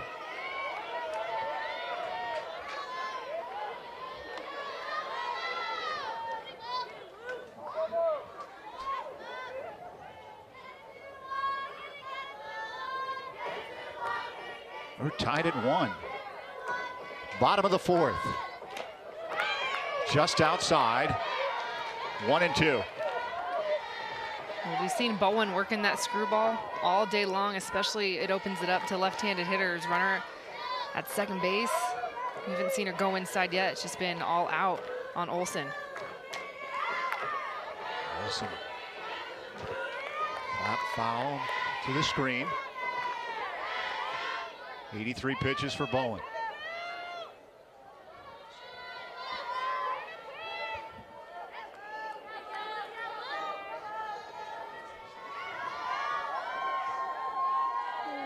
One-two pitch. Took a little off of that, but Olson able to follow it back.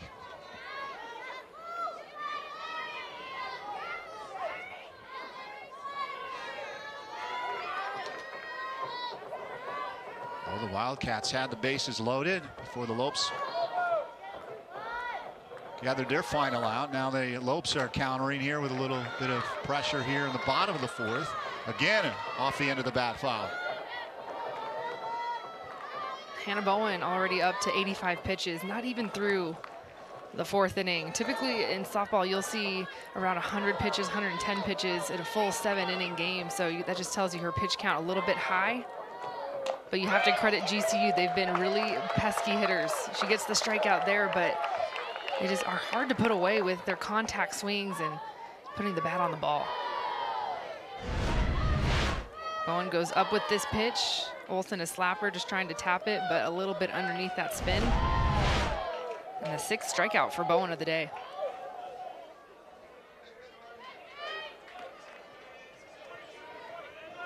Pinch hitting for GCU. Jordan Keaton. Number 22, Jordan Keaton. He'll come in to hit for Taylor Kay. 1,326 in attendance here at GCU Softball Stadium. Second highest all time here at this new facility. Supporting GCU and Wildcat softball here on Baseball Day Arizona. So glad you could join us. Beautiful afternoon. Padres D-backs coming up later.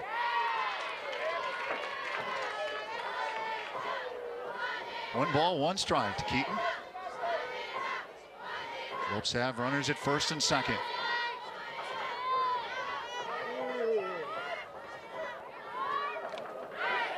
Tipped into the glove, 1-2.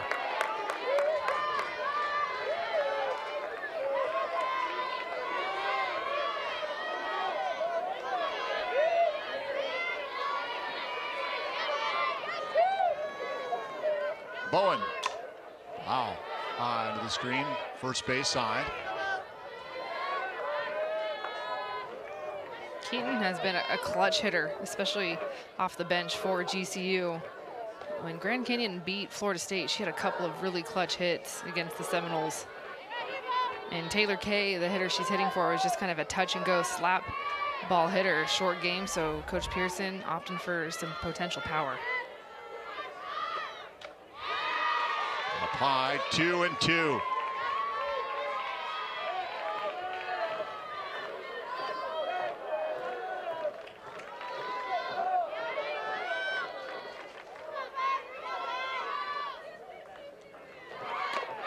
Swung on and missed.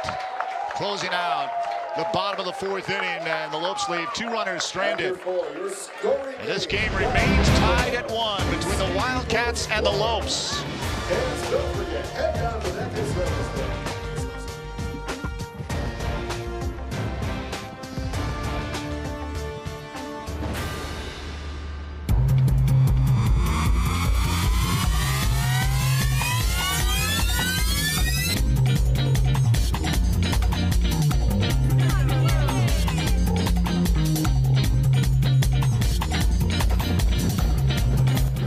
One more member on our roster. Streets of New York is proud to announce Grand Canyon University to our winning team. We are now the official pizza of GCU. Go Lopes.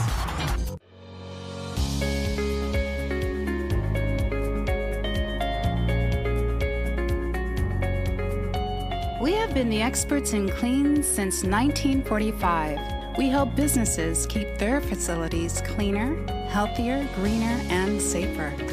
We are passionate about what we do and are committed to making your workplace environment the cleanest and healthiest it can be.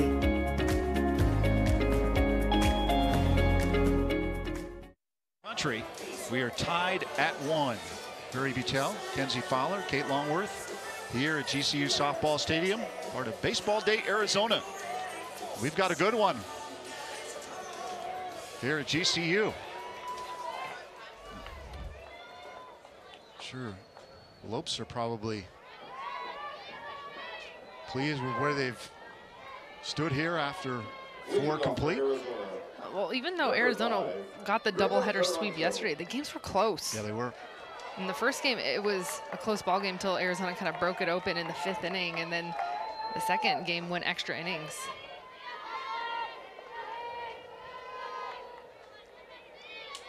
Alexa Coons back in the circle. Came in relief. Bobo Aguilar. First pitch outside and low. 2-3-4 due up for the Wildcats. Reina Caranco 0 for 2.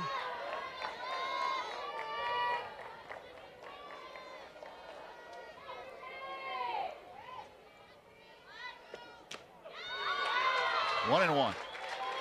And keep in mind, I mean, we've talked about it before, but this Arizona team leading the nation in home runs, and that is their game offensively. And through the weekend, I mean, this is the 3rd game. GCU has limited them to 1.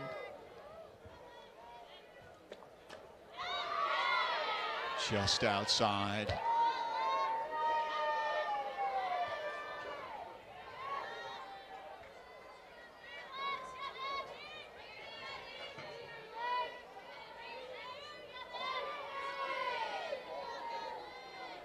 2-1 pitch.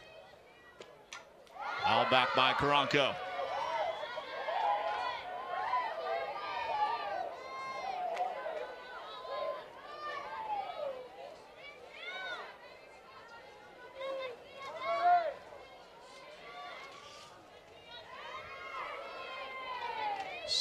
Game winning streak for Arizona, outscoring their opponents 144 to 13.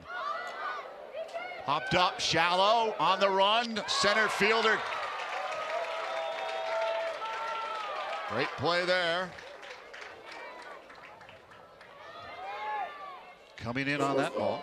Yeah, Taylor Kaler Sr., she's playing back by the warning track. Look at her on her horse coming in. We've seen a couple of balls fall out there into that no man's land behind second base, but a lot of speed. The senior in center field runs that ball down. Nice range by Taylor Kay. Harper steps in. Got that double that scored the Wildcats first run of this game, tying the game up. First pitch strike.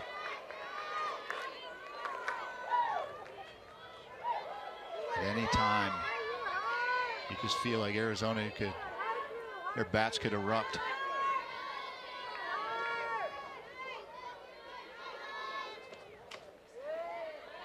Outside, 1-1.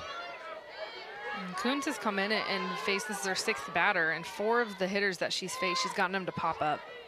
I mean, Arizona, long ball hitting teams, big swings, and Coons doing a nice job matching up. She spins it up, has a good rise ball. And for Coons, a pop-up is as good as a strikeout. Side. 2-1.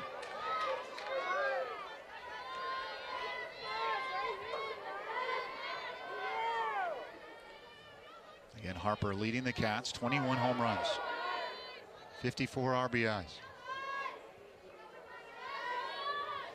2-1. Base hit into left.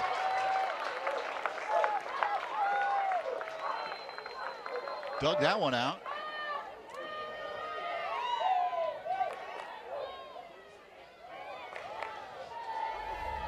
Yeah, Jessie Harper, 21 home runs, but 3 for 3 on the day. That's a changeup offer from Coons. First changeup we've seen from her in her outing so far, but Harper just putting bat on ball. She had that RBI double back in the 3rd.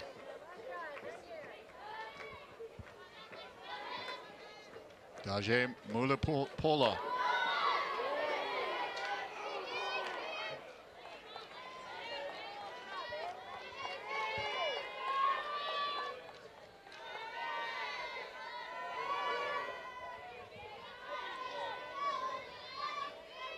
For 1 with a walk.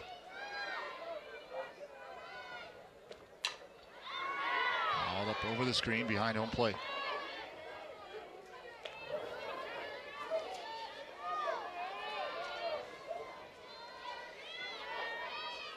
Daje playing for the national team. He's definitely gained confidence for Coach Candrea.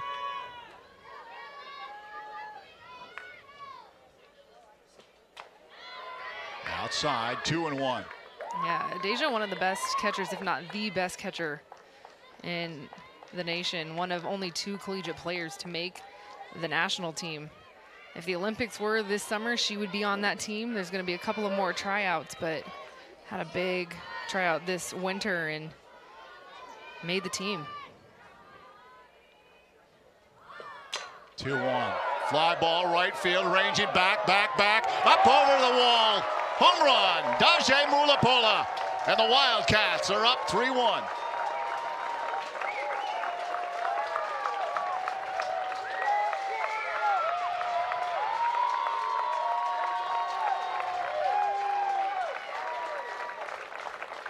Her 17th home run of the season. And this is a player that just has all the tools. Power, hits for average, runs well as a catcher. This ball just over the head of Olsen out in right field. In Arizona, we've been talking about it. Who was going to do it? They score the runs by the long ball, and it's their cleanup batter, the junior, Mulipola, going yard. Just got a sense that something was going to erupt soon. First pitch strike. Coons stays poised after the home run. It's the first pitch strike to Malia Martinez. 1 for 2 on the afternoon.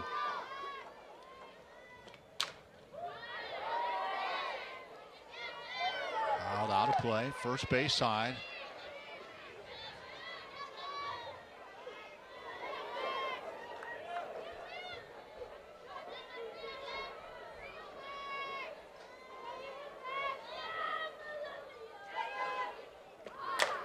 Fly ball, left center field, back, bye-bye baseball. Back-to-back home runs by the nation-leading home run team in the Arizona Wildcats. Malia Martinez with her 11th home run of the season, and the Cats up 4-1. Yeah, that part of the lineup is just so tough. When you have to go through Jessie Harper, who has 21, leads the nation, then Mulipola, see her go yard. Malia Martinez, that's her 11th. This is a rise ball. This is an 0-2 count that she goes yard on. A lot of times you talk about simplifying your approach, protecting the plate. No, Malia Martinez, home run swing, 0-2 count. That ball was a bomb.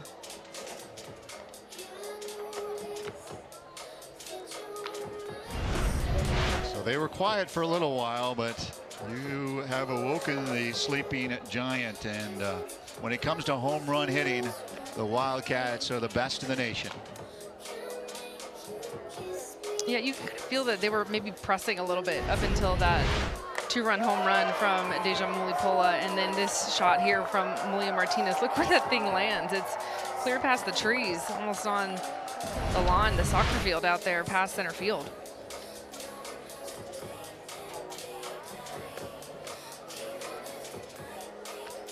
So, pitching change. Looks like they're going back to Denhart.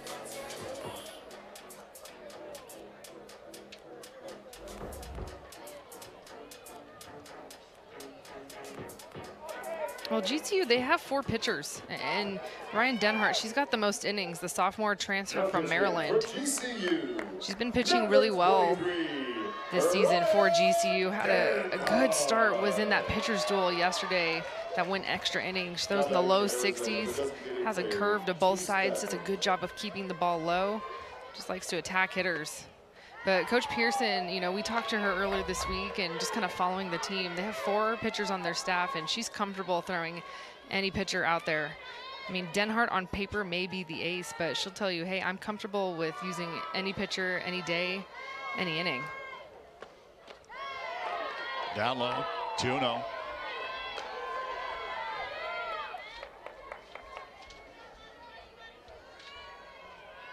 Denhart steps off, takes a breather.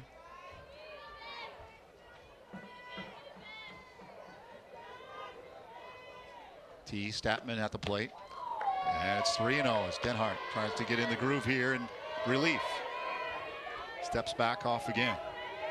Grabs a little dirt.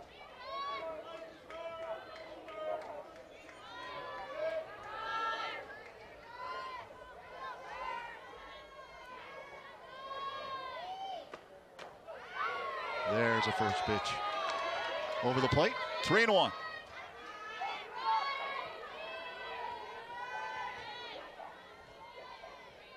Three runs here in the top of the 5th inning for Arizona. Broke up in a 1-1 tie. Denhart, 3-1. Caught the corner. Count is full. 1 away here. Top of 5.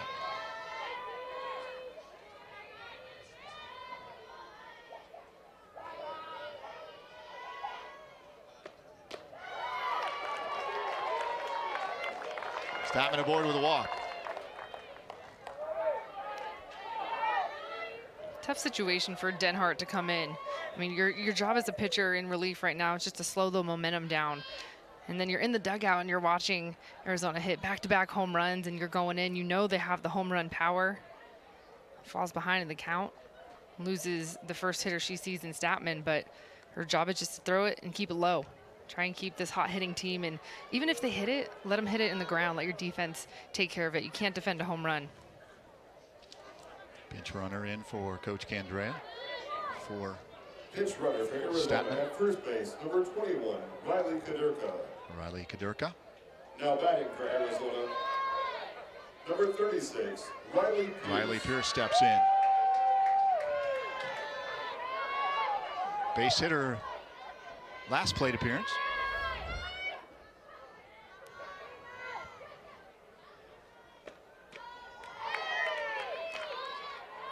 Ball one, low and inside.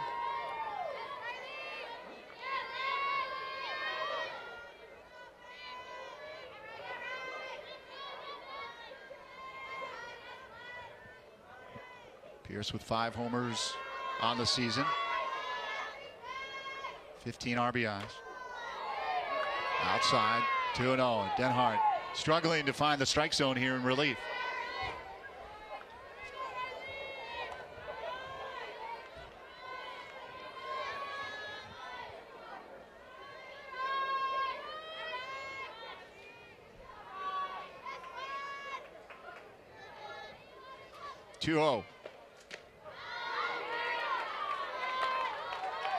Rupp's waiting for that first strike. 2-1 now on Pierce.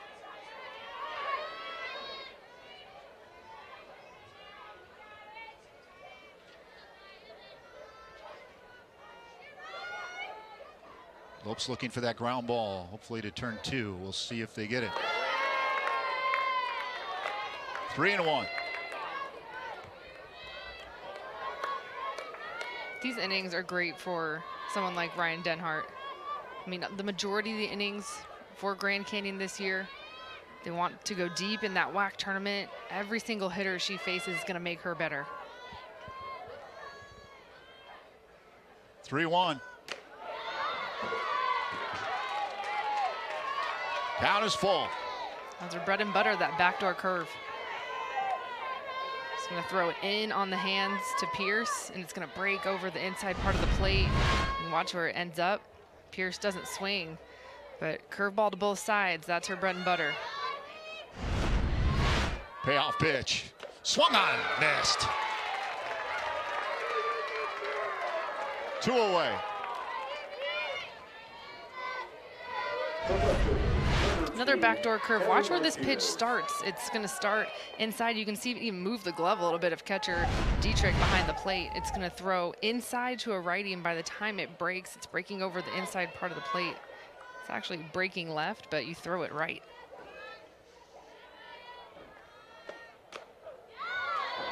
Peanut Martinez, first pitch strike. So to a left-handed hitter, a righty pitcher that's throwing that backdoor curve, it's going to look like it's outside. You got to let it travel in. It looks like a ball. By the time it crosses home plate, Denhart's trying to throw it right over the corner. Martinez squaring around the bunt, pulls back. Hits that corner. 0-2. See, watch where this pitch starts. It's going to start. You can see Dietrich. She's setting up outside. It's going to start out, but because of the spin on it, it comes back inside at the very last second. And Dietrich doing a nice job getting her body around it, giving the home plate umpire a good look. 0-2. Up high.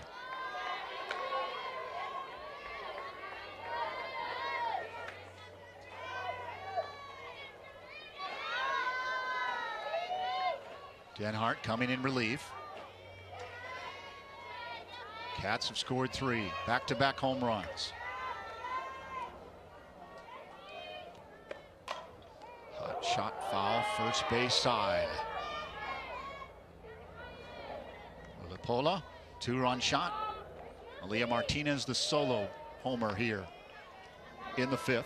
Broke open a 1-1 tie.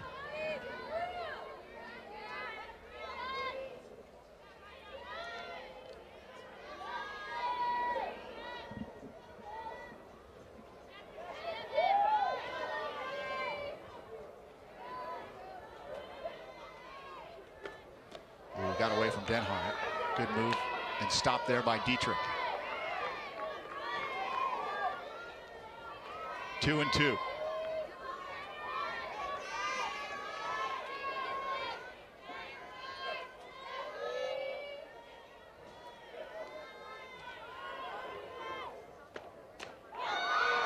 framed up the outside corner. Denhart knew it.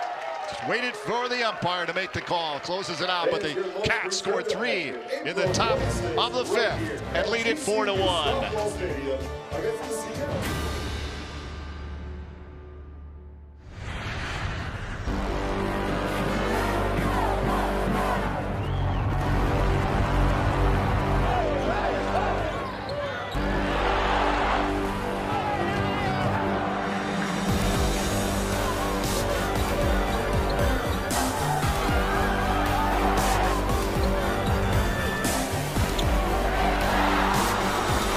Feel the thunder in the heart of Phoenix. GCULopes.com.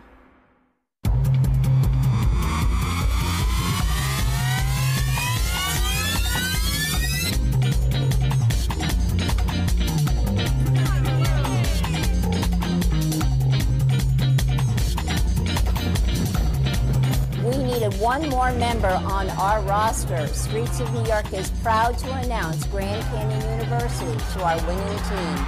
We are now the official pizza of GCU. Go Lopes. It's a beautiful day for Baseball Day, Arizona. Started with high school baseball at Chase Field. It's traveled here to the campus of Grand Canyon University and then to D-backs Padres later today. But home run baseball. Yeah, and GCU was actually the team that struck first. So much talk about Arizona. They're the team that lead the nation in home runs. So Savannah Torville got it going with that solo shot, but then back-to-back home runs for Arizona in the top of the 5th. Deja Mulipola, her 17th of the season, 2-run shot, and then Malia Martinez followed it up with the solo home run. Arizona back up on top. Fly ball. First pitch by Shea Smith, and Peanut Martinez able to gather in quickly, one away here in the bottom of the 5th. First baseman, number 8, Shea Smith, this is the best hitter for GCU. She leads their team in average, walks, hits, swinging first pitch. It's a big out for Hannah Bowen. This one popped up shallow on the run as the center fielder Alamino, and there's quickly 2 away.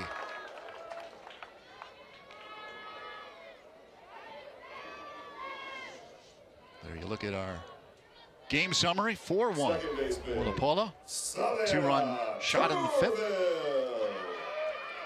and Torville with the lone solo blast for the Lopes. And keep in mind, it was Savannah Torville yesterday. Taylor McQuillan for Arizona, their ace pitcher, had a no-hitter going into the 7th inning, and Savannah Torville, the freshman, was the one to break that one up. So Arizona, Savannah Torville, she's got their number a little bit.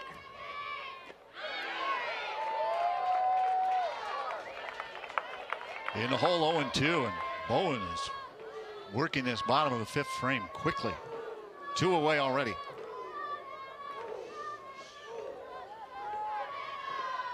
Oh, 2 to Torville. In the dirt.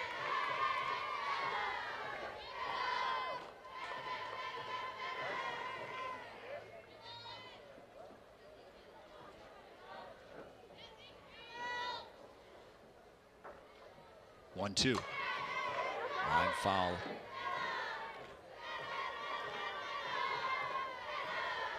.98 pitches for Bowen. And those 98 pitches, it's not because she's been throwing a bunch of balls. It's because there's been so many foul balls hit. She's a screwball heavy pitcher. There's a lot of righty hitters in this GCU lineup. Fly ball, right field, shallow, running in on it, and scooped it out, Jenna Keene. And that's the final out. The Cats on top 4-1. We'll head back to the plaza. Todd Walsh, Brandon Webb.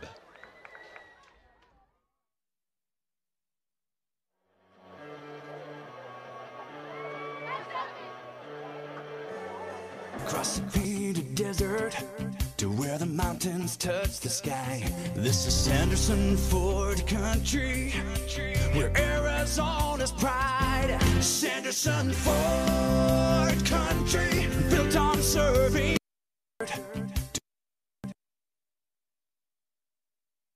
To where the mountains touch the sky. This is Sanderson Ford country, where Arizona Arizona's pride. Sanderson Ford.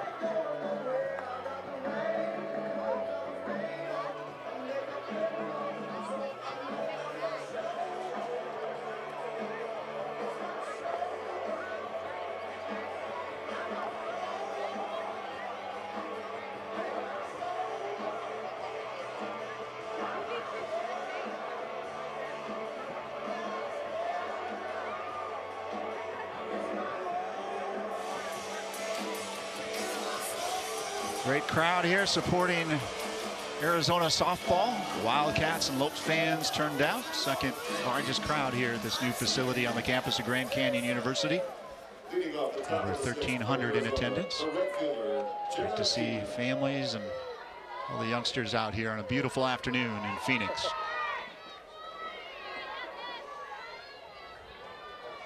Jenna Keene steps in. The Cats up 4-1.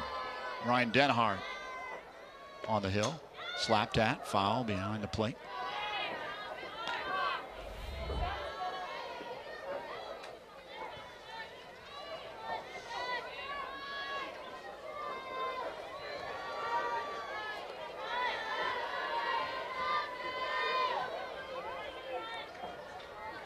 Top of the 6th inning.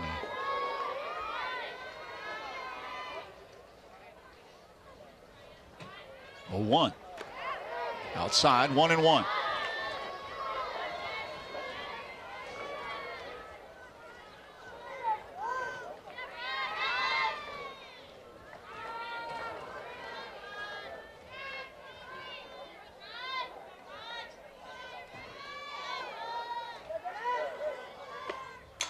Slapped at, diving for it. Smith, not in time.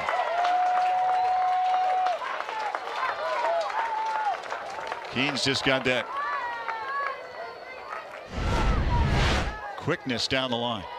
Yeah, this is a good stop up the middle diving play from Shea Smith, but Jenna Keene, she's the fastest player in this Arizona lineup.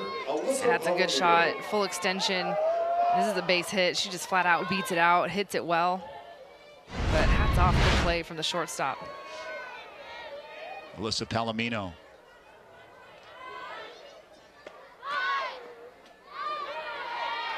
Back in a punt, strike 1.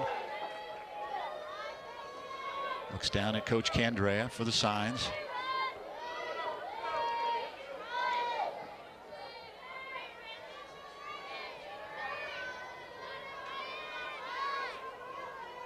Oh, 1 from Denhart. Just outside, 1-1.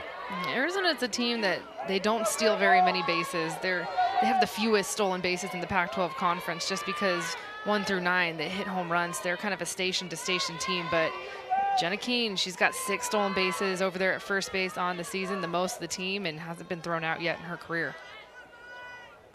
There she goes. Hit and run. Foul down the first base side. Oh, Keene was already close to second base.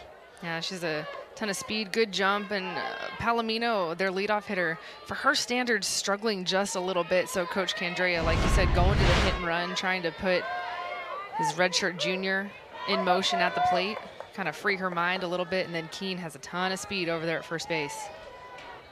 1-2. In the dirt outside, 2-2. Cats put 3 on the board.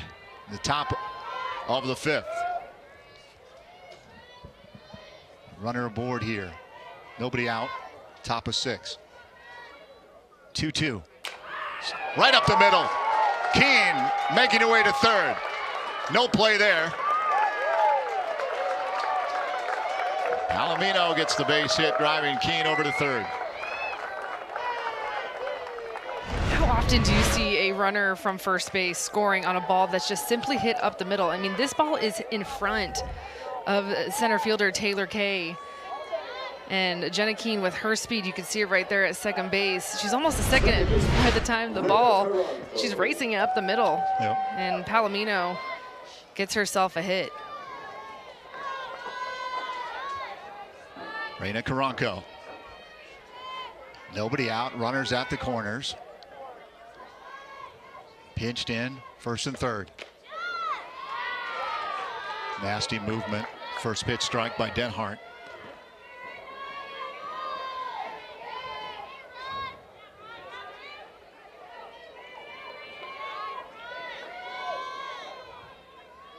Keene at 3rd, Palomino at 1st. 0-1.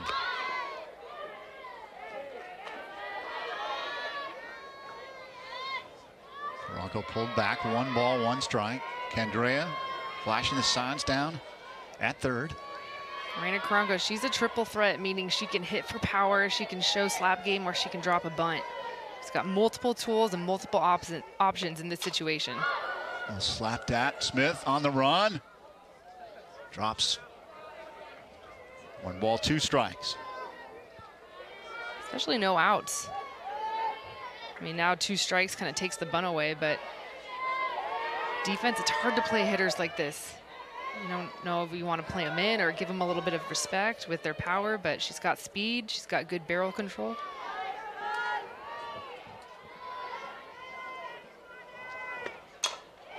Base hit in the gap, left center field, makes its way to the wall. Keenan. Palomino will also score. Standing at 2nd base, Raina Karanka.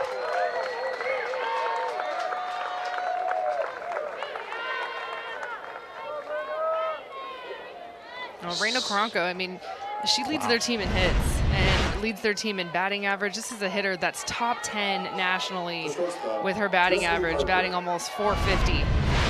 Just sprays it all over the field. That's a tough hitter to face. Tough to strike out. Not sure where she's going to hit it, and a big 2-run double. It's almost like she surveyed the field. Yep. And this is where I want it. Yep. And that's where she put it. So a little visit out to the circle. Precision hitting by Karanka. Her 13th double. Just really solid piece. And this is a turf outfield here at Grand Canyon. So when the ball hits, it's going to bounce a little bit fast, meaning it speeds up the ball. And Palomino, with some decent speed at first base, scores all the way.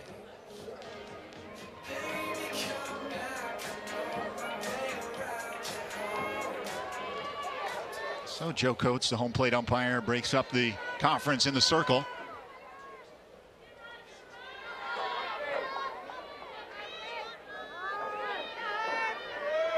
Jessie Harper. Oh, by the way, she leads this team in home runs. She's 3 for 3 with a double.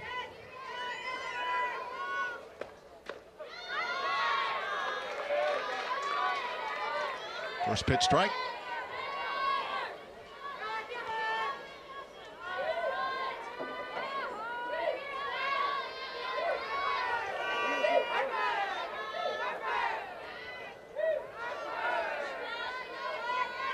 The 0-1 from Denhart.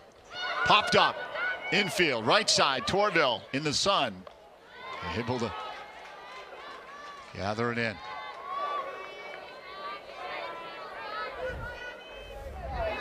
Put the shades on for that one.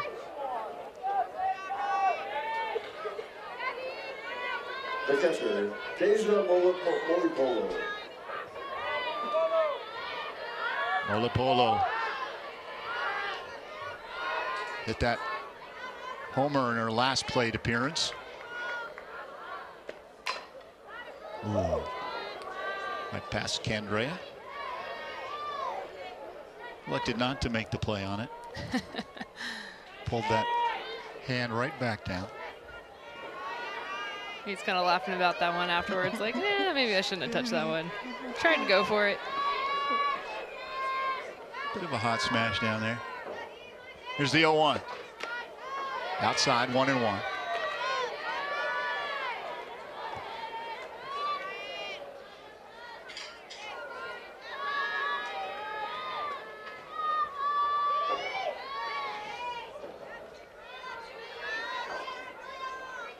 Karanka at second.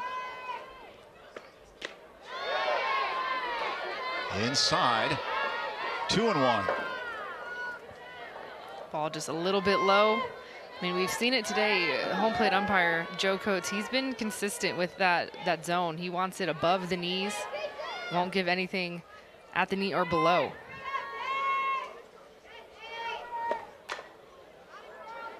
Past Candrea again. Third base side. 2 balls, 2 strikes. I always look at the third base coaches for these Division I teams, and I'm thinking, if I'm the third base coach and Deja Mulipola is up, I'm going to be back there in left field. Yeah, doing a little moonwalk back there. Like, with the power that she has. Yeah, he's coached a couple of times. He's still got the reflexes. You think so? Reaching for it. Soft little liner into the glove of Torville. 2 away. Torville's got the sunglasses on now. Yeah. Third baseman, Malia Martinez. She's made the last 2 outs. This one just a soft liner. Right on the end of the bat. Denhart doing a good job working her curve, her backdoor curve into righties, out to lefties, and then that last pitch just curveball on the outside corner, good spin. Malia Martinez at the plate for the Wildcats. Inside on that one, 1-0.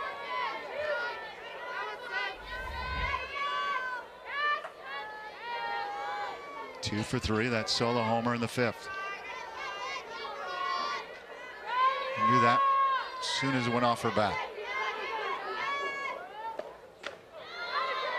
1-1.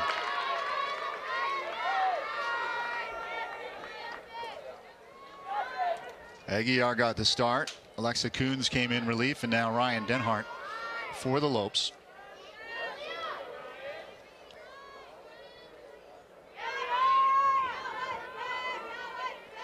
One, 2-1.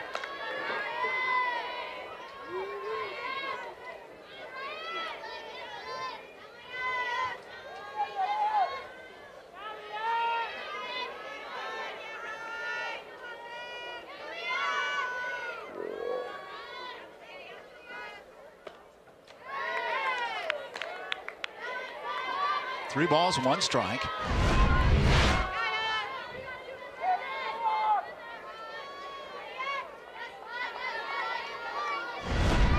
Certainly have connected on home runs here today, as has been their trademark for Arizona.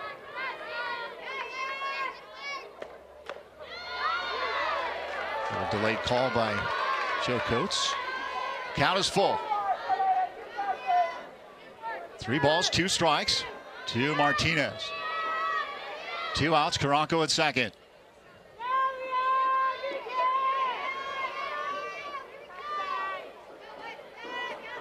Here comes the payoff. Swung at, foul, first base side. Reaching for it was Martinez.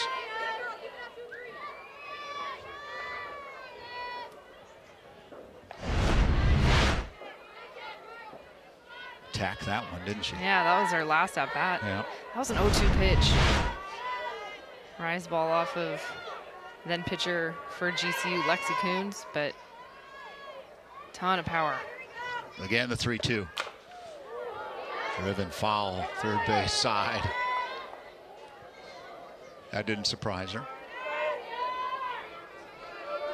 Malia Martinez, she's kind of been the breakout star for Arizona this year. A year ago was batting just over 200, and this year batting clear over 300 with 11 home runs. And she's one of the reasons why Arizona is ranked in the top 10, just because of her improvement as a starter. Starter last year, but a starter with some impact this year. Reaching for it just off the end of the bat. She is fighting at the plate. And the week that she had last week, nobody in the country had more RBI than her. She had 18 RBI in Arizona's 5 wins over Utah and UTEP. Won a couple of national awards for the week that she had. Just battling here against Denhart. Good at bat and good sequencing for the pitcher. Full count, but Martinez, she's one of the hottest hitters for Arizona right now. Again, the 3-2. Reach for foul territory. Oh, no play there for Lorianne Olson.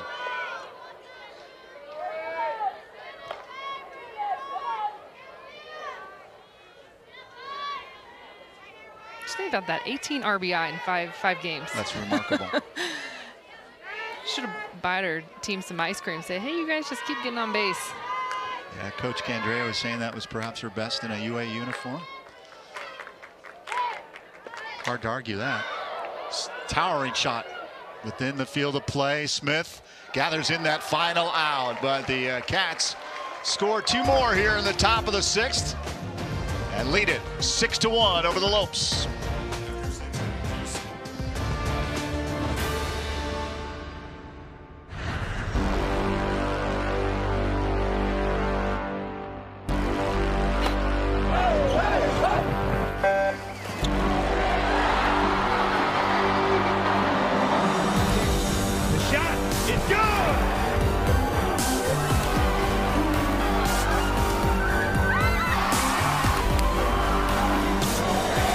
Feel the thunder in the heart of Phoenix. GCULopes.com. Across the painted desert to where the mountains touch the sky. This is Sanderson Ford Country, where Arizona's pride. Sanderson Ford Country, built on serving you. Sanderson Ford, satisfaction in everything we do. We're Arizona's pride. Sanderson Ford. Great crowd here on hand at GCU Softball Stadium. The Wildcats on top of the Lopes 6-1.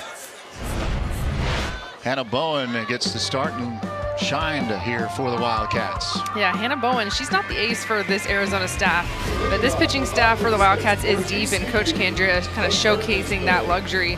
Bowen putting together a good game. Has only given up 2 hits, 7 strikeouts, 6 pop-ups. And just the 1 earned run was back in the 1st inning. Quick first pitch. Slapped at off of the glove of Malia Martinez. Base hit, and the Lopes have a runner on board in Sierra Smith.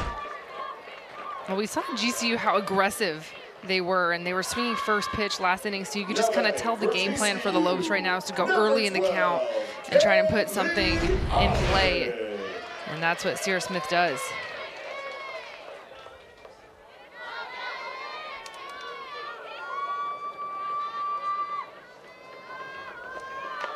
Kelly Holland.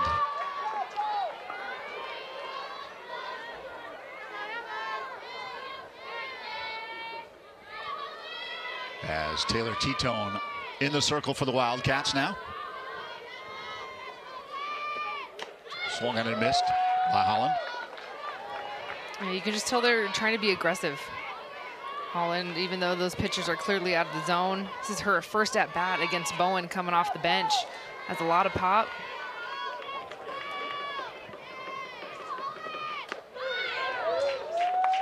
And she takes a look at strike 3. Sierra and Shea Smith for GCU. Played locally out in the West Valley at Verado High School. Can you figure out which one's Shea and Sierra? That's good stuff. They won a state soccer title at Verado. Elected to both come to GCU and play for Ann Pearson. They've anchored that left side of the infield now for 4 seasons. Yeah, I feel like they're those type of players where, as fans, you're just kind of thinking they're still there because they started so early in their career, 4-year starters, and have been doing so much for Grand Canyon, transitioning them into Division I, and then finally being eligible last year for postseason play. Both seniors leaving their mark.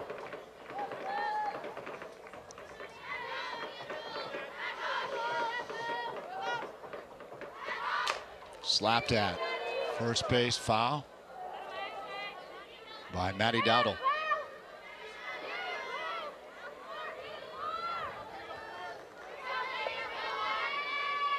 Leadoff single by Sierra Smith.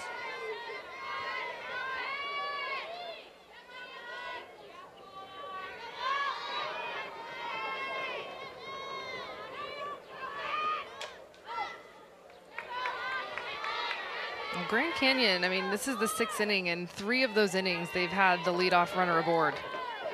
just have not been able to capitalize them around. Have had runners in scoring position multiple times, but just the solo home run stands from Savannah Torville back in the first.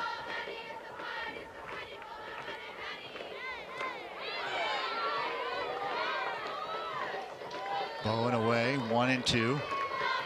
108 on the pitch count for Bowen.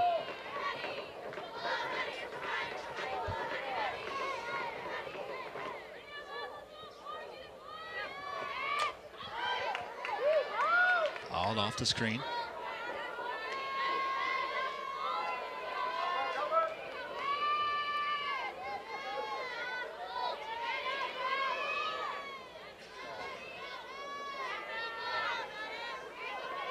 One away, bottom of 6.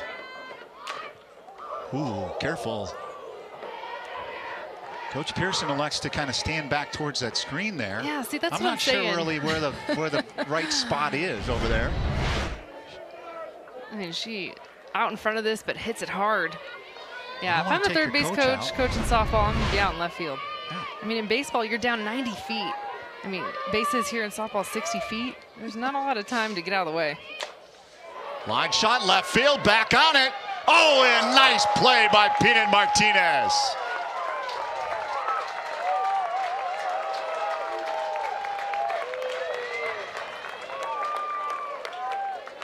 Yeah, that's a big time catch from the sophomore in left field. The catcher. Bowen leaves this changeup up, and you could just kind of tell she knew it right away. It was hit well, but the key is the first step. Martinez drop steps, full sprint back to the warning track. That's not her home field. She's not sure where the fence is, but goes hard, picks up the catch, and then gets it back in, knowing that there's a runner in scoring or runner on base and trying to keep her off scoring position. It's a big time out. Kaylee Dietrich, 1 for 2, single in the 4th. 2 away, bottom of 6. Smith with that leadoff single remains at first base. 0-2.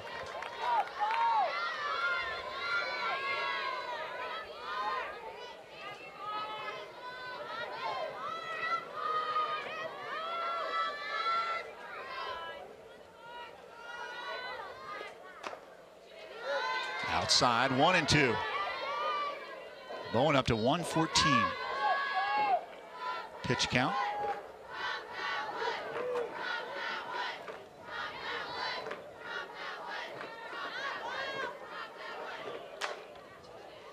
Line foul.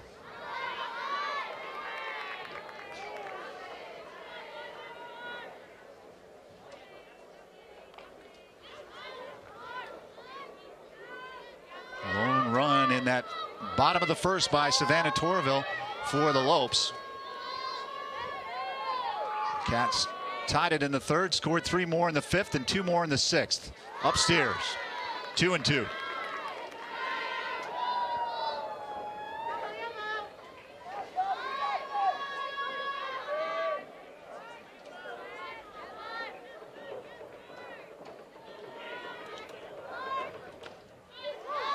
Outside.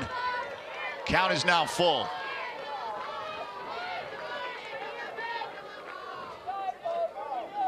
Dietrich doing a good job.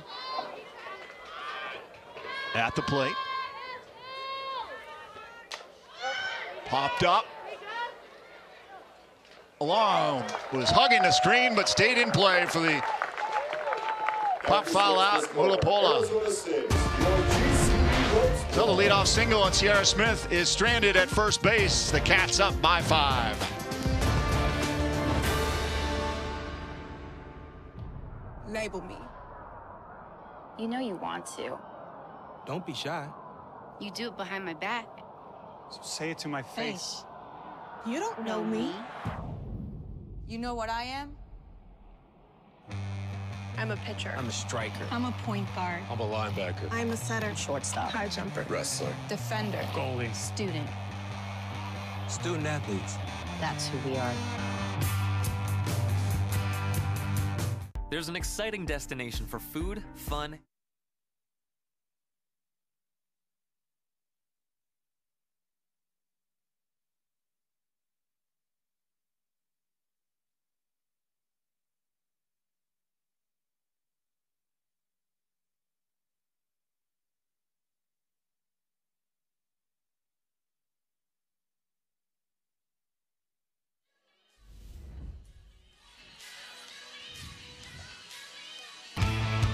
Back with Baseball Day Arizona, this softball version from the campus of Grand Canyon University. Barry Beutel alongside Kenzie Fowler, two-time All-American at the University of Arizona.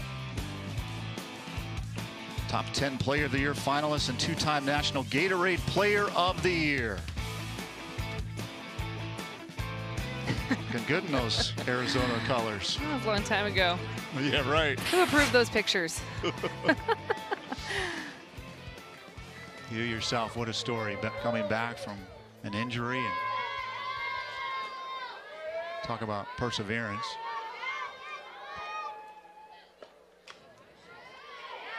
Uniforms still look pretty similar. Yeah, they do, don't they? It wasn't that long ago. Yeah, Arizona, they're kind of changing it up with the block lettering. This is the first time that you see that right there, Arizona. Typically, you'll see the Arizona in a script, but new Nike uniforms this year and changing it up a little bit, first time ever.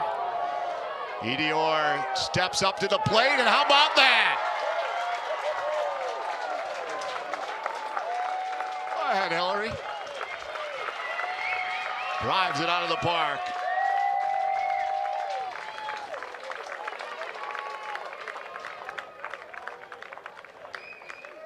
Arizona, they just got power. I mean, this is a pinch hitter off of the bench, a senior nonetheless, but aggressive. They're just so deep. This ball is hit deep, and that's her first home run of the season for Hillary Edior. Just a little bit of insurance for Arizona and Hannah Bowen.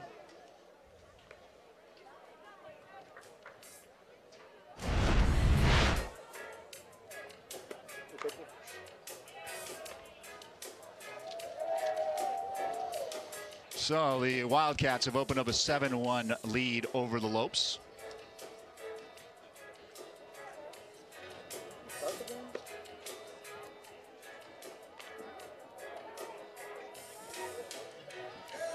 Looks like they're going to bring back in the starter of this game, Bobo Aguilar. That's right, it is Bobo. Actually started the game, and As a starting pitcher in softball, you are able to re-enter the game, even though if you do start it. And Coach Pearson going back to the junior right-hander. Riley Pierce.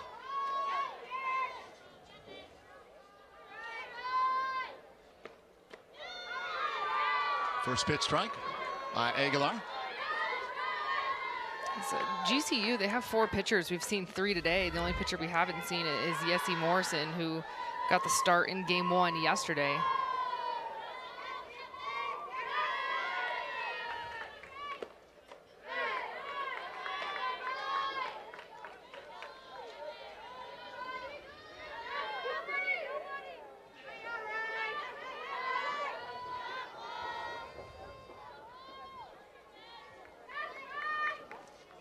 One ball, one strike. Aguilar, 2-1. What I love about the pitchers for Grand Canyon is they're all so different. I mean, they're all right-handers. They're all underclassmen except for Aguilar, who's a junior, but they just have different pitches. Aguilar's got that drop ball. Denhart had that backdoor curve. Coons had the rise ball. Morrison, yesterday, we saw her. She's kind of a junk ball changeup pitcher, so it's just good recruiting and development for Grand Canyon. If you're going to have pitchers, make sure that they all complement each other so well, work together as a staff.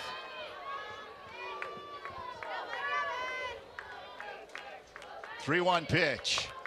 Slow roller. Torville over to first. One away.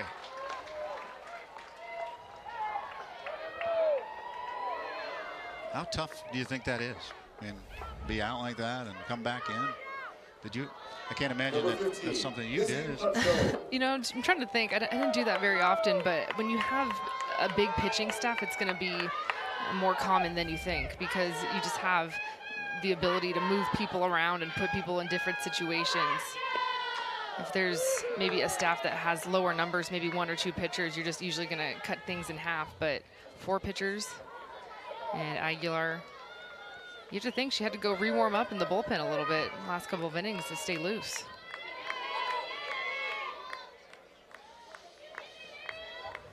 Z Pacho. Pitch hitting. Ground ball. Past Smith. Back over to the shortstop, not in time. Got by Sierra. Shea tried to fire it back over to first, not in time.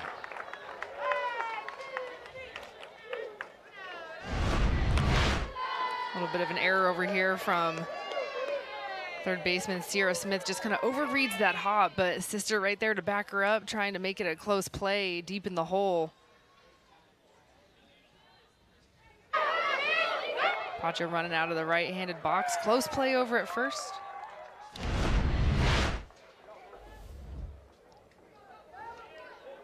Gonna give her a hit. Christ in for Keene. Number 33, Joelle Christ. Joelle Christ at the plate.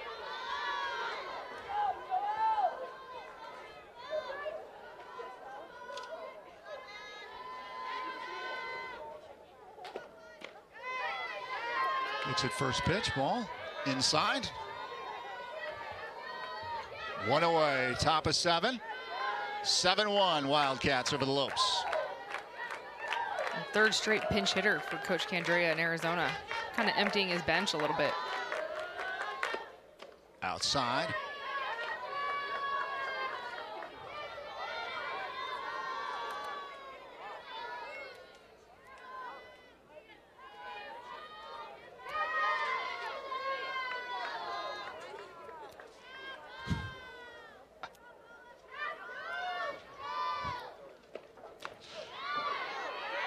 Upstairs, or that actually hit. 2-1. Aguilar against Christ.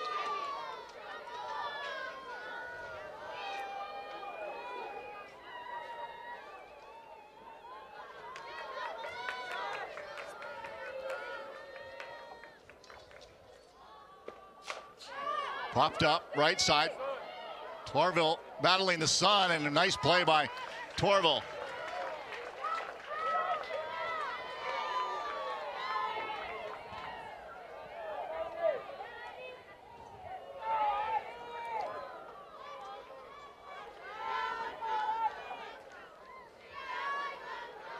Another pinch hitter. Ivy Davis. Now batting for Arizona, number 12, Ivy Davis. 2 away, top of the 7th.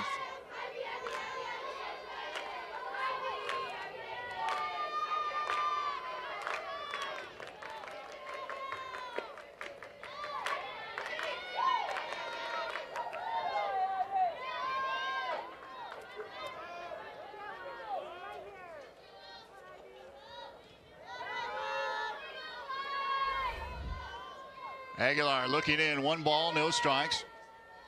Davis, 1-1.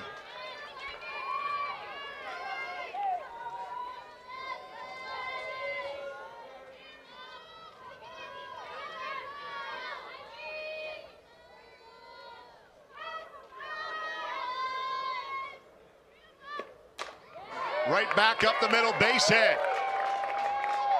Cats now with the runners at first and second, 2 outs. I love the fact that Coach Candrea is kind of going to his bench. Davis, the sophomore pinch hitter, but making some noise. We saw the pinch hit home run from Edier, and then infield single from Pacho, and another sharply hit ball up the middle in Ivy Davis. Now another one at Carly Campbell. Number 4, Carly Campbell. On the top of the 7th, this is the last probably inning of the weekend, and it's just good for the clubhouse to just kind of get everyone an at-bat, especially with the talent that Arizona has through their bench. Everyone works so hard. You come out, you practice, even though you're not an everyday starter, so just giving some multiple players some opportunities to get out and swing it. Campbell looks at first pitch, strike.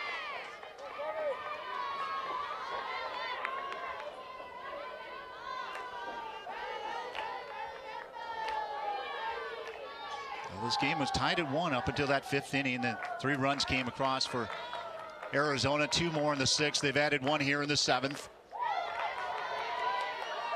1-1.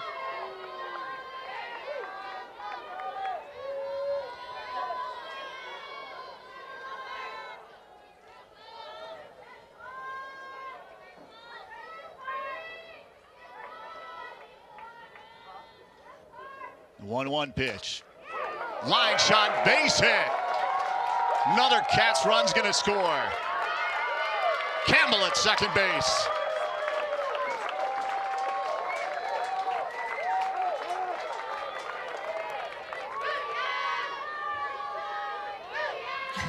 I love the fist pump. You know, it means a lot to those players who aren't in the lineup every day to get in, get an opportunity, and then come up clutch. Campbell, she's usually a slap hitter, so, you know, up a little bit here against Grand Canyon, trying to work on her different tools in her game, going to her swing away, scores Peanut Martinez and Ivy Davis now over to third, but the bench coming up big right here in the top of the 7th. Man, have they ever stepped up, the pinch hitters? Jesse Harper, ground ball. Chase Smith over to first with a final out. Cats are happy, no doubt. They lead it 8-1. We'll travel to the bottom of the 7th.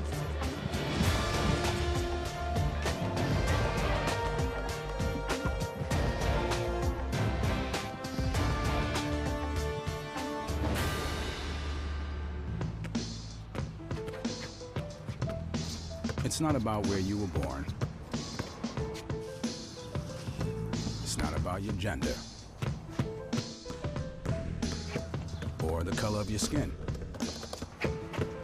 or whether you're rich, poor, or in the middle. No matter what you play, if you have the skill and drive to succeed in school and in sports, we'll provide the opportunity.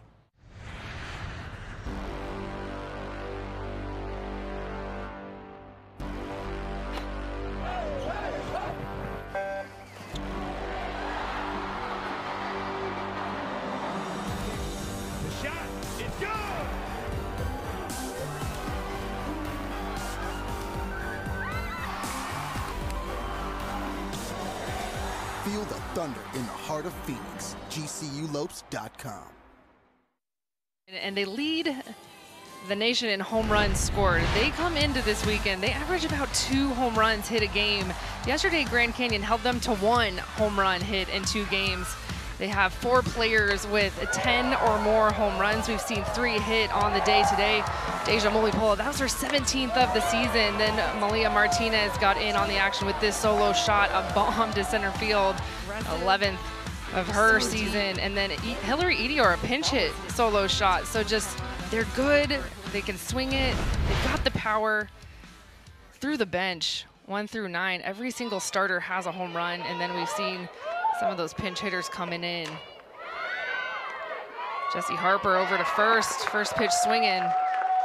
And Hannah Bowen, how about the sophomore in the circle? This is the longest career outing for Bowen.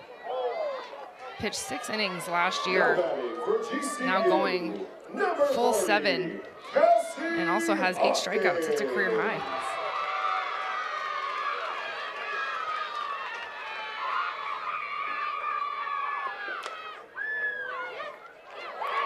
It's fair ball.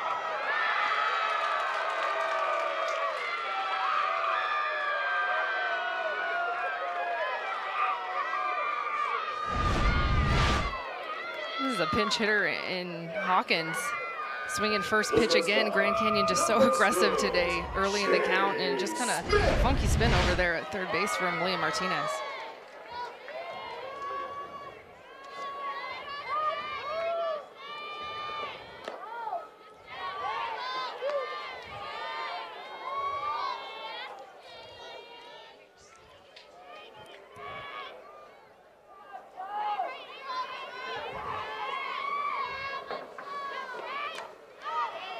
Shea Smith fouled that one off. 1-1.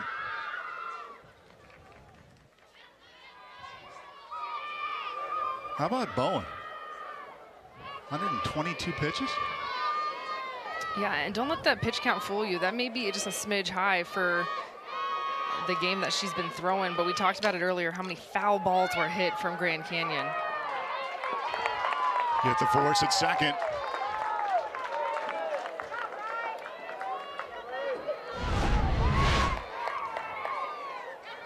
Good play here from the senior Riley Pierce, covering a lot of ground, going all the way almost to shortstop, the first baseman. First baseman, Taylor Olson. Taylor Olson steps in. Down to their final out. Line shot, base hit.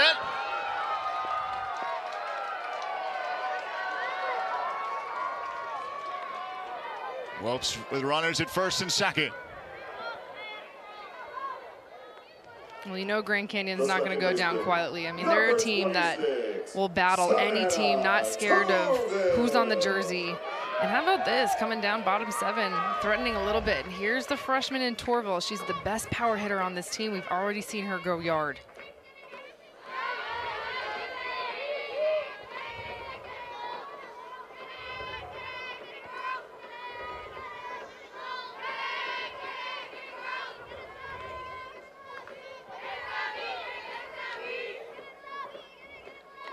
Fouled off to the screen behind home plate.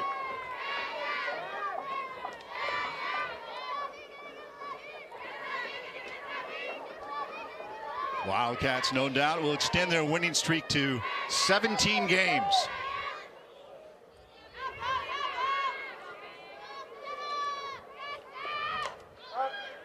Pop foul behind home plate.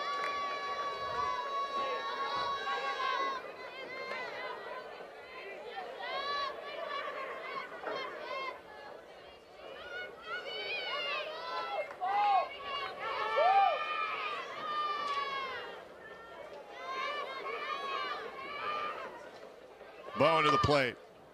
Ground ball to the shortstop. Over to first for the final out. The Wildcats win it 8-1 over the GCU Lopes here at GCU Softball Stadium this afternoon.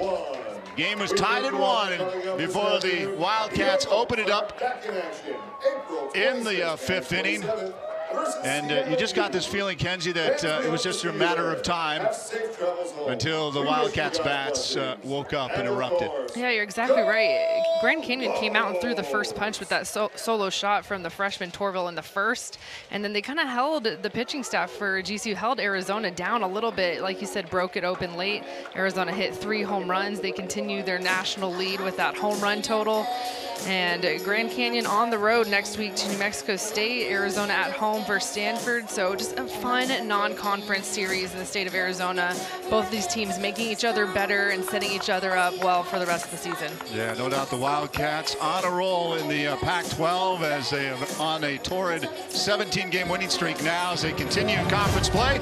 The Lopes 8-1 in the Western Athletic Conference will resume their conference play after this in-state matchup between the Wildcats and the Lopes. The Cats sweep the Lopes, and they win it today 8-1.